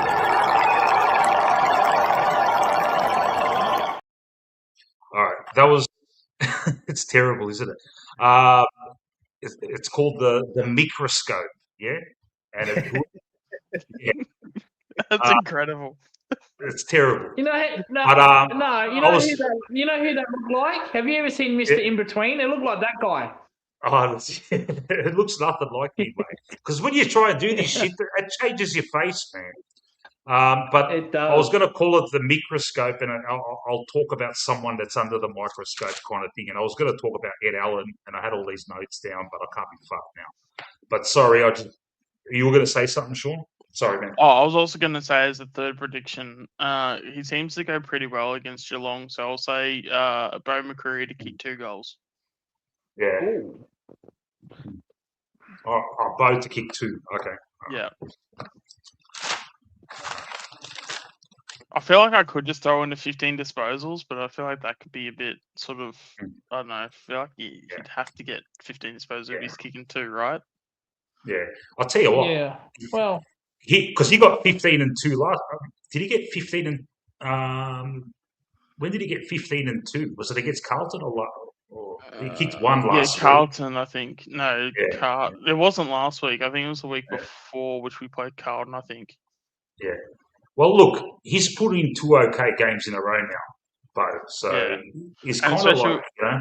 Yeah. Well, and I've noticed as well too that a lot of our players, they seem to have their bogey teams, and with Bo seems to love to play Geelong for whatever reason.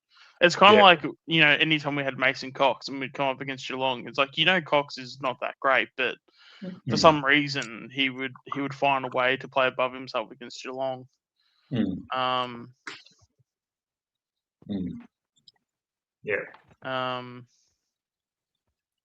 And I don't know. There's just I've just got a feeling that Pendles and Sidey just aren't gonna.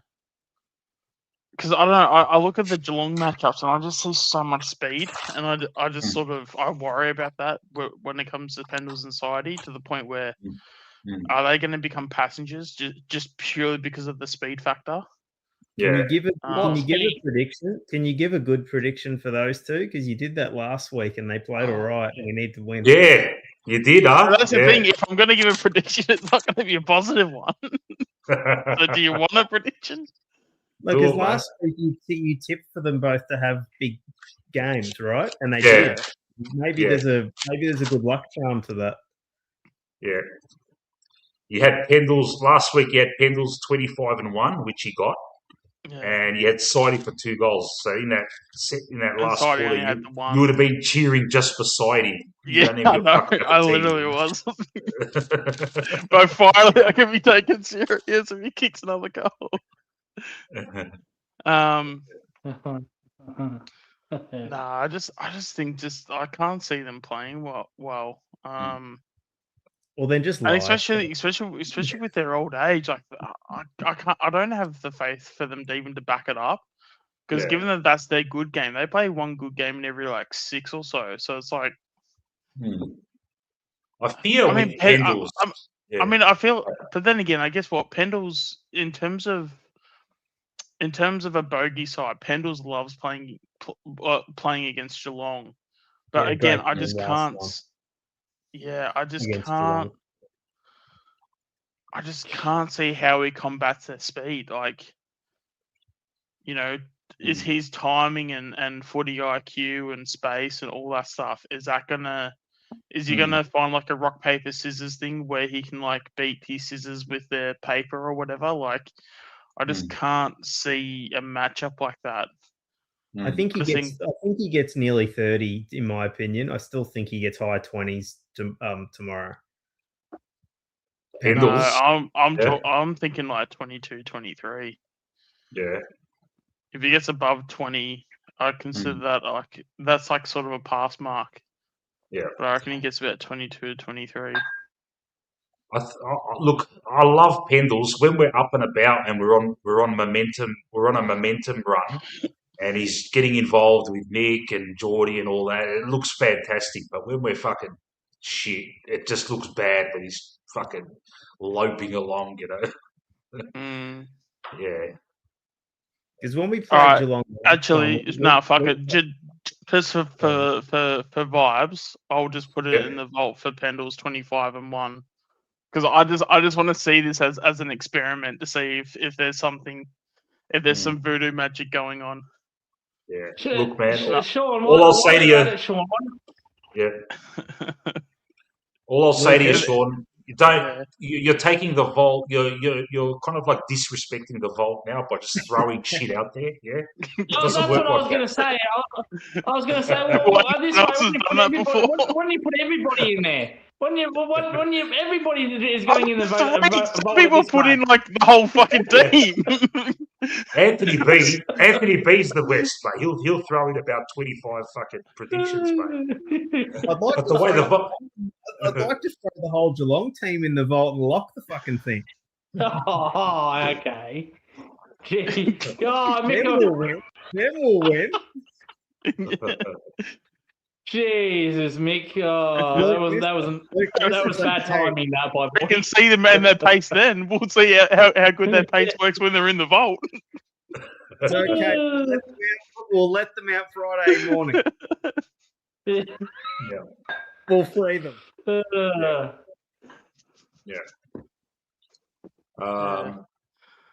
Yeah, this is the time of night where shit gets a bit fucking weird. So any topic, people in the chat, drive the show. Oh. Drive us. It would actually be hilarious if we actually put them in the vault because Lipper's going to get 45 and 3 goals. Mick, that's copywriting now. That's my slogan. Drive the show. That's copyright right there, mate. That's what happens on my late night streams. I say drive the show. You make the topic. Yeah, that's how it works in the YouTube sphere, Lucas, mate. The bigger channels shamelessly pilfer ideas from smaller channels, and because they've got the bigger audience, it works. It's been done to me. I do it to you. Yeah. There you go. It's like a dog industry, mate. It's been done to me. I couldn't believe it. I thought, geez, now they're stealing the ideas off of me. Really, me? I mean, I'm just a fucking small little fucking tadpole, mate. And I see big channels taking my stuff. I'm like, geez, what's going on here? Bloody hell. Lucas, small tadpoles can also, impregnate. Especially when people were making training videos and was copping shit from them, and those said people that were giving me shit for it, they end up making the same content. So funny that. Wait, Sean, what do you mean training videos? Training videos, like going to training, recording them, and I cop shit for it, and those saying, Sean. No, well, I know one person that does it religiously, and she doesn't own the fucking club. So, Sean, you should keep it up. No, I'm just saying, like, I know that people, they don't say me by name, but they've definitely mentioned me in their channels. Mate, for you, Sean. I saved a tweet this week just for you because it was one of the stupidest things I read this week. And that's saying something. I read a lot of stupid things this week. Yeah. Okay, ready? Your favorite. I wonder, this is about Braz, right? Going to not get minor surgery. I wonder if they try to fix his shoulder if he's already under. I thought it doesn't. Yeah, already on the one load of anesthetic. We'll just fix his shoulder while we're here, even though that's his season done. Are we allowed to talk about charity boxing on this show, Mick? Matt Dela Cruz. Yep, go on. What are you going to say? Josh made a good comment there, and I wouldn't mind some charity boxing on that guy. But anyway, no, let's not even go there, man.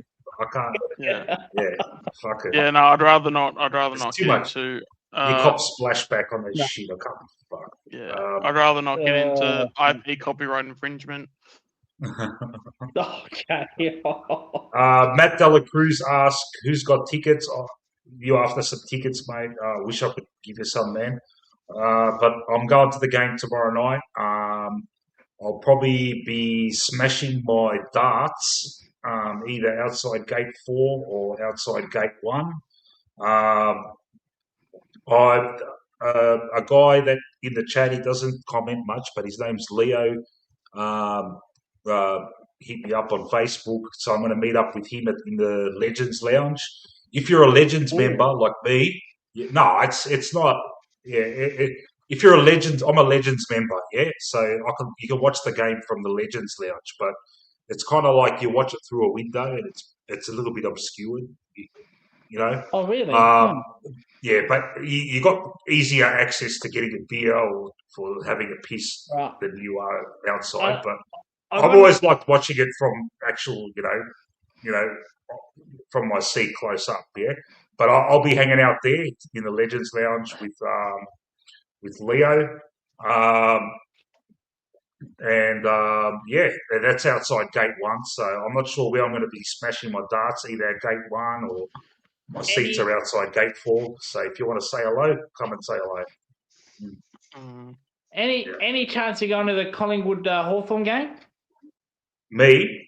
Most likely, yes. Yeah, or any of yous. Oh, okay. Oh, after the AFL game? Yeah. No, I won't be going. The reason I said that is that Geelong have got a game, and this is round 23. They've got North at 3 o'clock. I'm actually tempted to go to that game, fly in, fly out.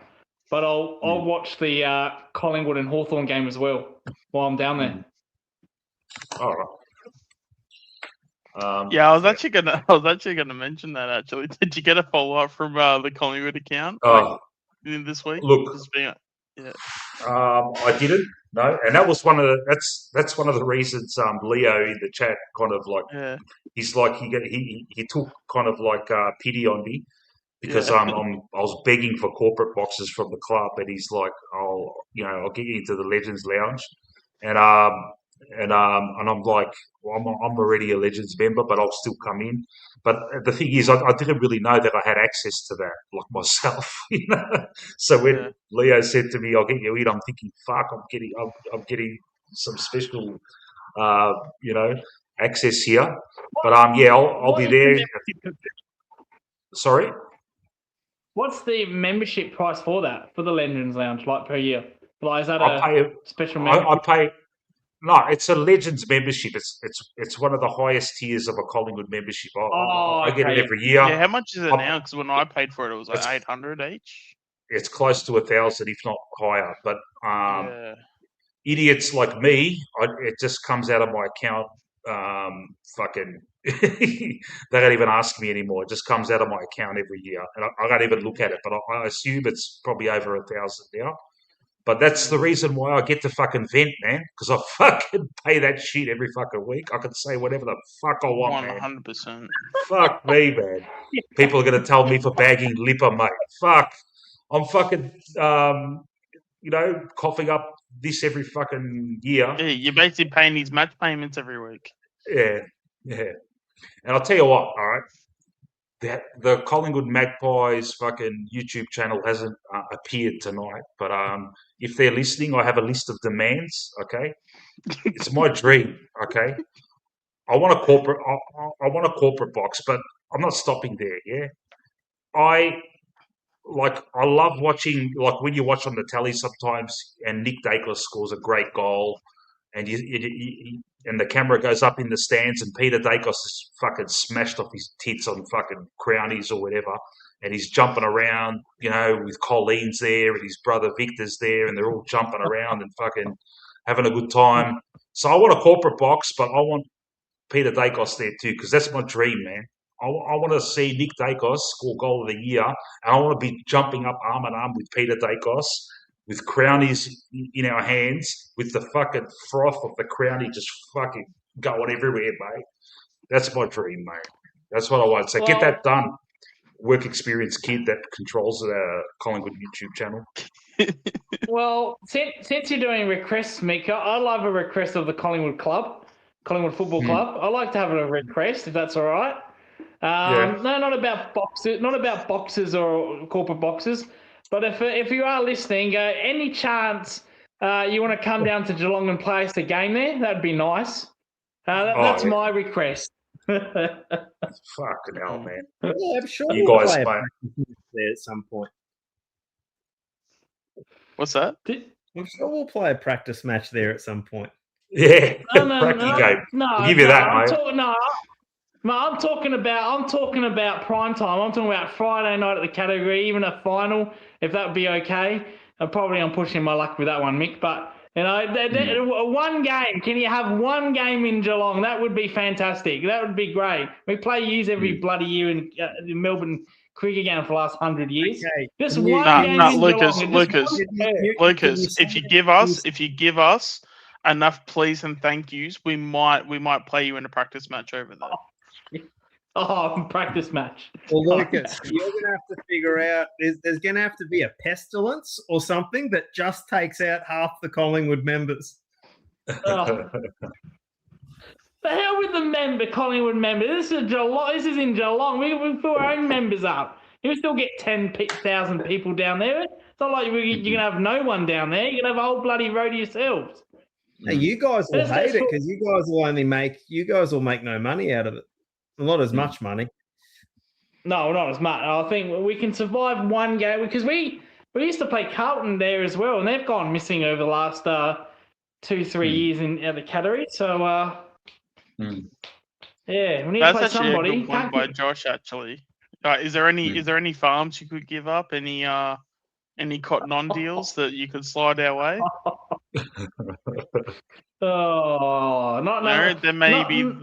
Maybe we might be able to upgrade it from a practice match to maybe 2 practice matches. Fucking Where's our VFL side playing this week? Up there, mate. There you go. Yeah, they won't even be in Geelong. You don't even play VFL. What are you talking about? You don't even play VFL in Geelong. No, it will be there. We can upgrade it's it. There. Yeah, we can upgrade it. On Friday, yeah. On Friday, we're playing VFL. Oh, yeah, we are too. There you go. You happy with that? Lucas, you got your wish. We're fucking going to Geelong. There you go, man. God, you're so ungrateful, Lucas. My God. Lucas, we're sending the Lockie Sullivan to Geelong. Yeah. King Lockie Sullivan. Well, you should have dropped Pendlebury to the VFL team. At least he can get to play in Geelong. I don't think he's never done that. It's the only stadium in Australia he's never bloody played at. Yeah, but I mean, like, is there a helicopter spot that he could park his helicopters? Oh, that's not true. He's never gone to Tassie. He's never gone to Canberra. Oh no, there was a practice match in Tassie a couple of years ago. 2 years ago. Really? Well, yeah, got that one wrong. Yeah, he's Pendle's a man of the people. He's a man of the people. It might be, a couple times in his career, but he's a man of the people. We're gonna have to send the groundskeeper out to make sure it's fit for like, a superstar side to show up to. Yeah, have to make sure the grass is pristine, like premium grass. There you go. Well, Josh in with the facts. Well, it took 20 years for Essendon to play us in Geelong, so maybe it'll be another 20 for Collingwood.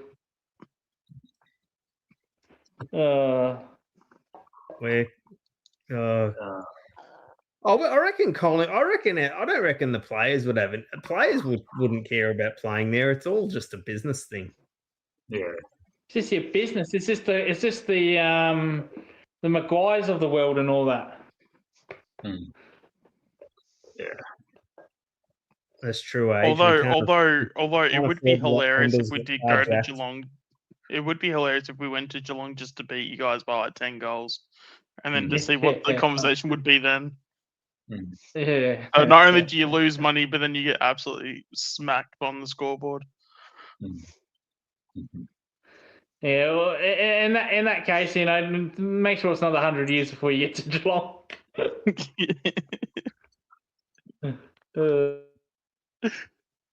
We'll play you guys at Gather Round or something. Wouldn't it be hilarious?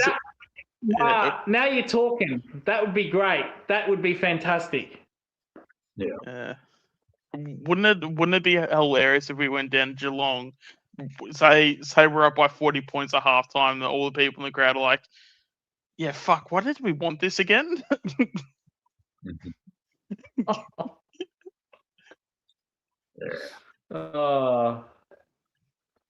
Bloody hell.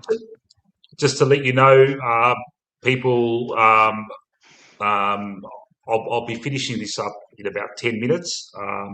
But our mate Matthew, the Warble, will be starting a stream in about 10 minutes. I'll stick around for 10 minutes. Matt, get the link up and all that and chuck it in the chat. But I'll ramble on until you got it up and going. So it's all good. Yeah. Do you know how much it holds, the stadium? Is it a 40K stadium? Yeah, it's a 40,000 stadium. Yeah, but Matt, that's St Kilda. No one turns up to their games in general, Matt. So that doesn't really count. It's St Kilda. They don't even have 23,000 supporters. God, talk about a supporter base that's just happy with fucking anything. Yeah, I reckon. Yeah. See, I'm surprised about one of your players, Lucas, Clark. Yeah. So what was that, Void? Oh, there was an article today. Jai Clark. Yeah, Jai Clark. Teams are sort of coming for him because he's not getting played much. Yeah, Jai Clark. Yeah, if St Kilda want Jai Clark, they can have him. Oh, they'll probably give him to. I'm surprised they haven't offered Pendlebury fucking 3.5 million or some shit. The way their club's going, St Kilda, they can afford it. Hey, who the fuck is Jake Rogers, man? Why are we always linked to these fucking players that can't get games and all of a sudden, Collingwood's into it, you know? Because it's probably just a cheapy option. And he's a Gold Coast Academy player.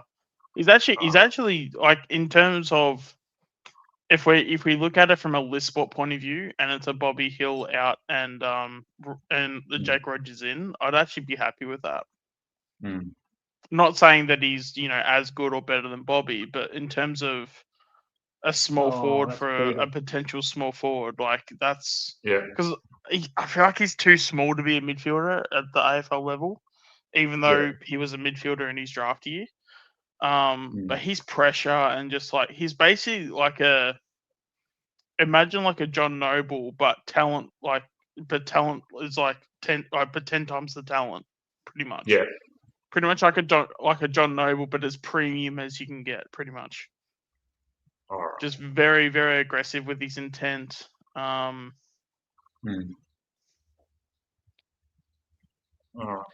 how tall's Cozzy then? Because Rogers would be like, Rogers would be under 175. Yeah, Pickett would be around that, wouldn't he? I need to look that up. Yeah, he's not very tall, Pickett. Yeah, but I thought he would have been at least like 178 or something, or somewhere in there. Everyone, Matt has put the link to his show in the chat. I'll be finishing it up very soon. There we go. It's up there now. Jump on. He'll go into the early hours and we'll continue to talk about all things Collingwood. Does anyone want to add anything else before we transition to the Warble? Only the fact that, like, I've now just realised that Rogers is taller than Cozzy Pickett by 1 centimetre. There you go. I would not have thought of that. Yeah. Rogers is 172, and Cozzy's 171. There you go. I would not have won that bet if I had to make an opinion on who was taller. Yeah. Someone made a funny joke online. They said that we started off with Ben King, Jen Walter, and all that. Now we're up Jake Rogers. Yeah, and he's only 170 centimeters, and he can't even get a game. They do this to us every year. It's like we're our eyes on the biggest prize, and then they're like, "Hey, Cal Shadir, is it free? You want Cal Shadir?" Who's left? Jesse Hogan. Yeah. thank you very much, Stefanos. I got your tip here. Stefanos has gone Pies by 20. West 2, McStay 2. McStakos 2. And Shooter with 3. No worries, Stefanos. Thank you, everyone. Go on, Lucas. I forgot to give you a tip. I forgot to give you a tip, Mick. Yep. Probably mine's pretty obvious here. I've gone Geelong with 4 points. Okay. Be close. Right, beautiful. Lucas, I want to say thank you for organising for Kiri to come early on. He actually, we got through. He should have been in bed sleeping, but he was on the show here earlier, and he stayed for a nice good hour. And he's got that smooth fucking radio announcer voice, which went perfectly for the show, while everyone else was just like I was rambling on, So it's good to have someone that speaks very well. And thank you for coming on as well, man. We went through the whole team, and we deciphered at the end that we're going to absolutely smash you. So, yeah. Thanks for coming on, mate. I can't wait for the VFL watch along, and don't worry about your fucking tea. Fucking hell, man. Just fucking smash a pizza before the VFL game, and then we'll do the watch along, mate, together. Yeah. Thanks for having me again, Mick. Always love coming on here. Yeah, Mr. NBN Kiri. No, he'll be in bedtime right now, thinking about his next NBN installation. Because he was very keen to come on. Actually, he bothered me the hell out of me. And I said, no, Mick's doing one earlier. We'll get you on, and we got him on. But without him, obviously he's the one that talks better than me. He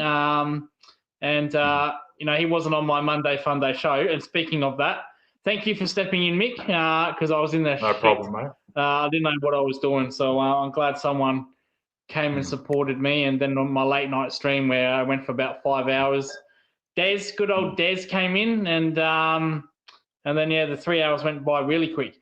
That's what Des does. Fantastic. But no, always a pleasure. I'll wrap this up. Always a pleasure being on, Mick, and I'll come on at any time, mate. Anytime. Thank you very much, pal. Thank you to Sean and Voidoid. Thanks, guys, for being on the panel for tonight. As I said, no problem. I will be back tomorrow night after the game. I don't know how long it's going to take me to get home, but it'll probably be around midnight by the time I get home, and we'll do the post-game win, lose, or draw. Are you going to join us tomorrow night, Lucas? Win, lose, or draw? Win, lose, or draw, I'll be there no matter what. Beautiful, man. That's what I like, because other opposition teams, you give them the offer, come on, and they fucking shit their pants. Like, let's talk to you, mate. Taz. And at least the Adelaide guy, Dylan, fucking came on, even though he spilled his he was coke absolutely shit-faced. He spilled his shit-faced, but he still came on. Yeah, he spilled his coke all over the taxi cab seats. Lucas kidding. Okay. Be able to overwhelm the powers of the secret cabal of the the backstage watch along. Yeah. Yeah, I won't be there for that one. You. Maybe it was me. Maybe you'll lose and you'll realise it's actually Lucas that was winning all those games for Collingwood. Oh no! Get him on in that backstage watch along. All the woo woos with us. I'm declined. I'm inclined to say no to that one. But if maybe we'll see. Maybe it's me. Maybe I am a one-eyed supporter of Collingwood. If that comes true, if you lose and I'm not backstage, then we've got a huge it's problem. Pretty hard to deny the allegations, Lucas. So we need greatness. Who else? Chris. Who else is like a Matt will be in and out. If we could get about 9, we need to stack all the woo-woo in our favour. We need as much manpower as we can get. Mm-hmm. The point is, how many people can replace Lucas? Do you need 3? Do you need 4 to make up for me, or what? Irreplaceable, really. we're all playing at second to try and replace Lucas. Untouchable. I'm like the Nick Dacos of the streams. Untouchable. Can't trade him. But no, thanks, guys. Yeah, I'll jump on the other show, but thanks, Mick, for having me. No worries at all. Okay, thank you, guys. See you tomorrow night. And win, lose, or draw, we're going to be back here roughly this time in 24 hours. Yeah. All right. Thanks, guys. Catch us later. Can the Pies. Come Pies. Go Pies. We are Geelong.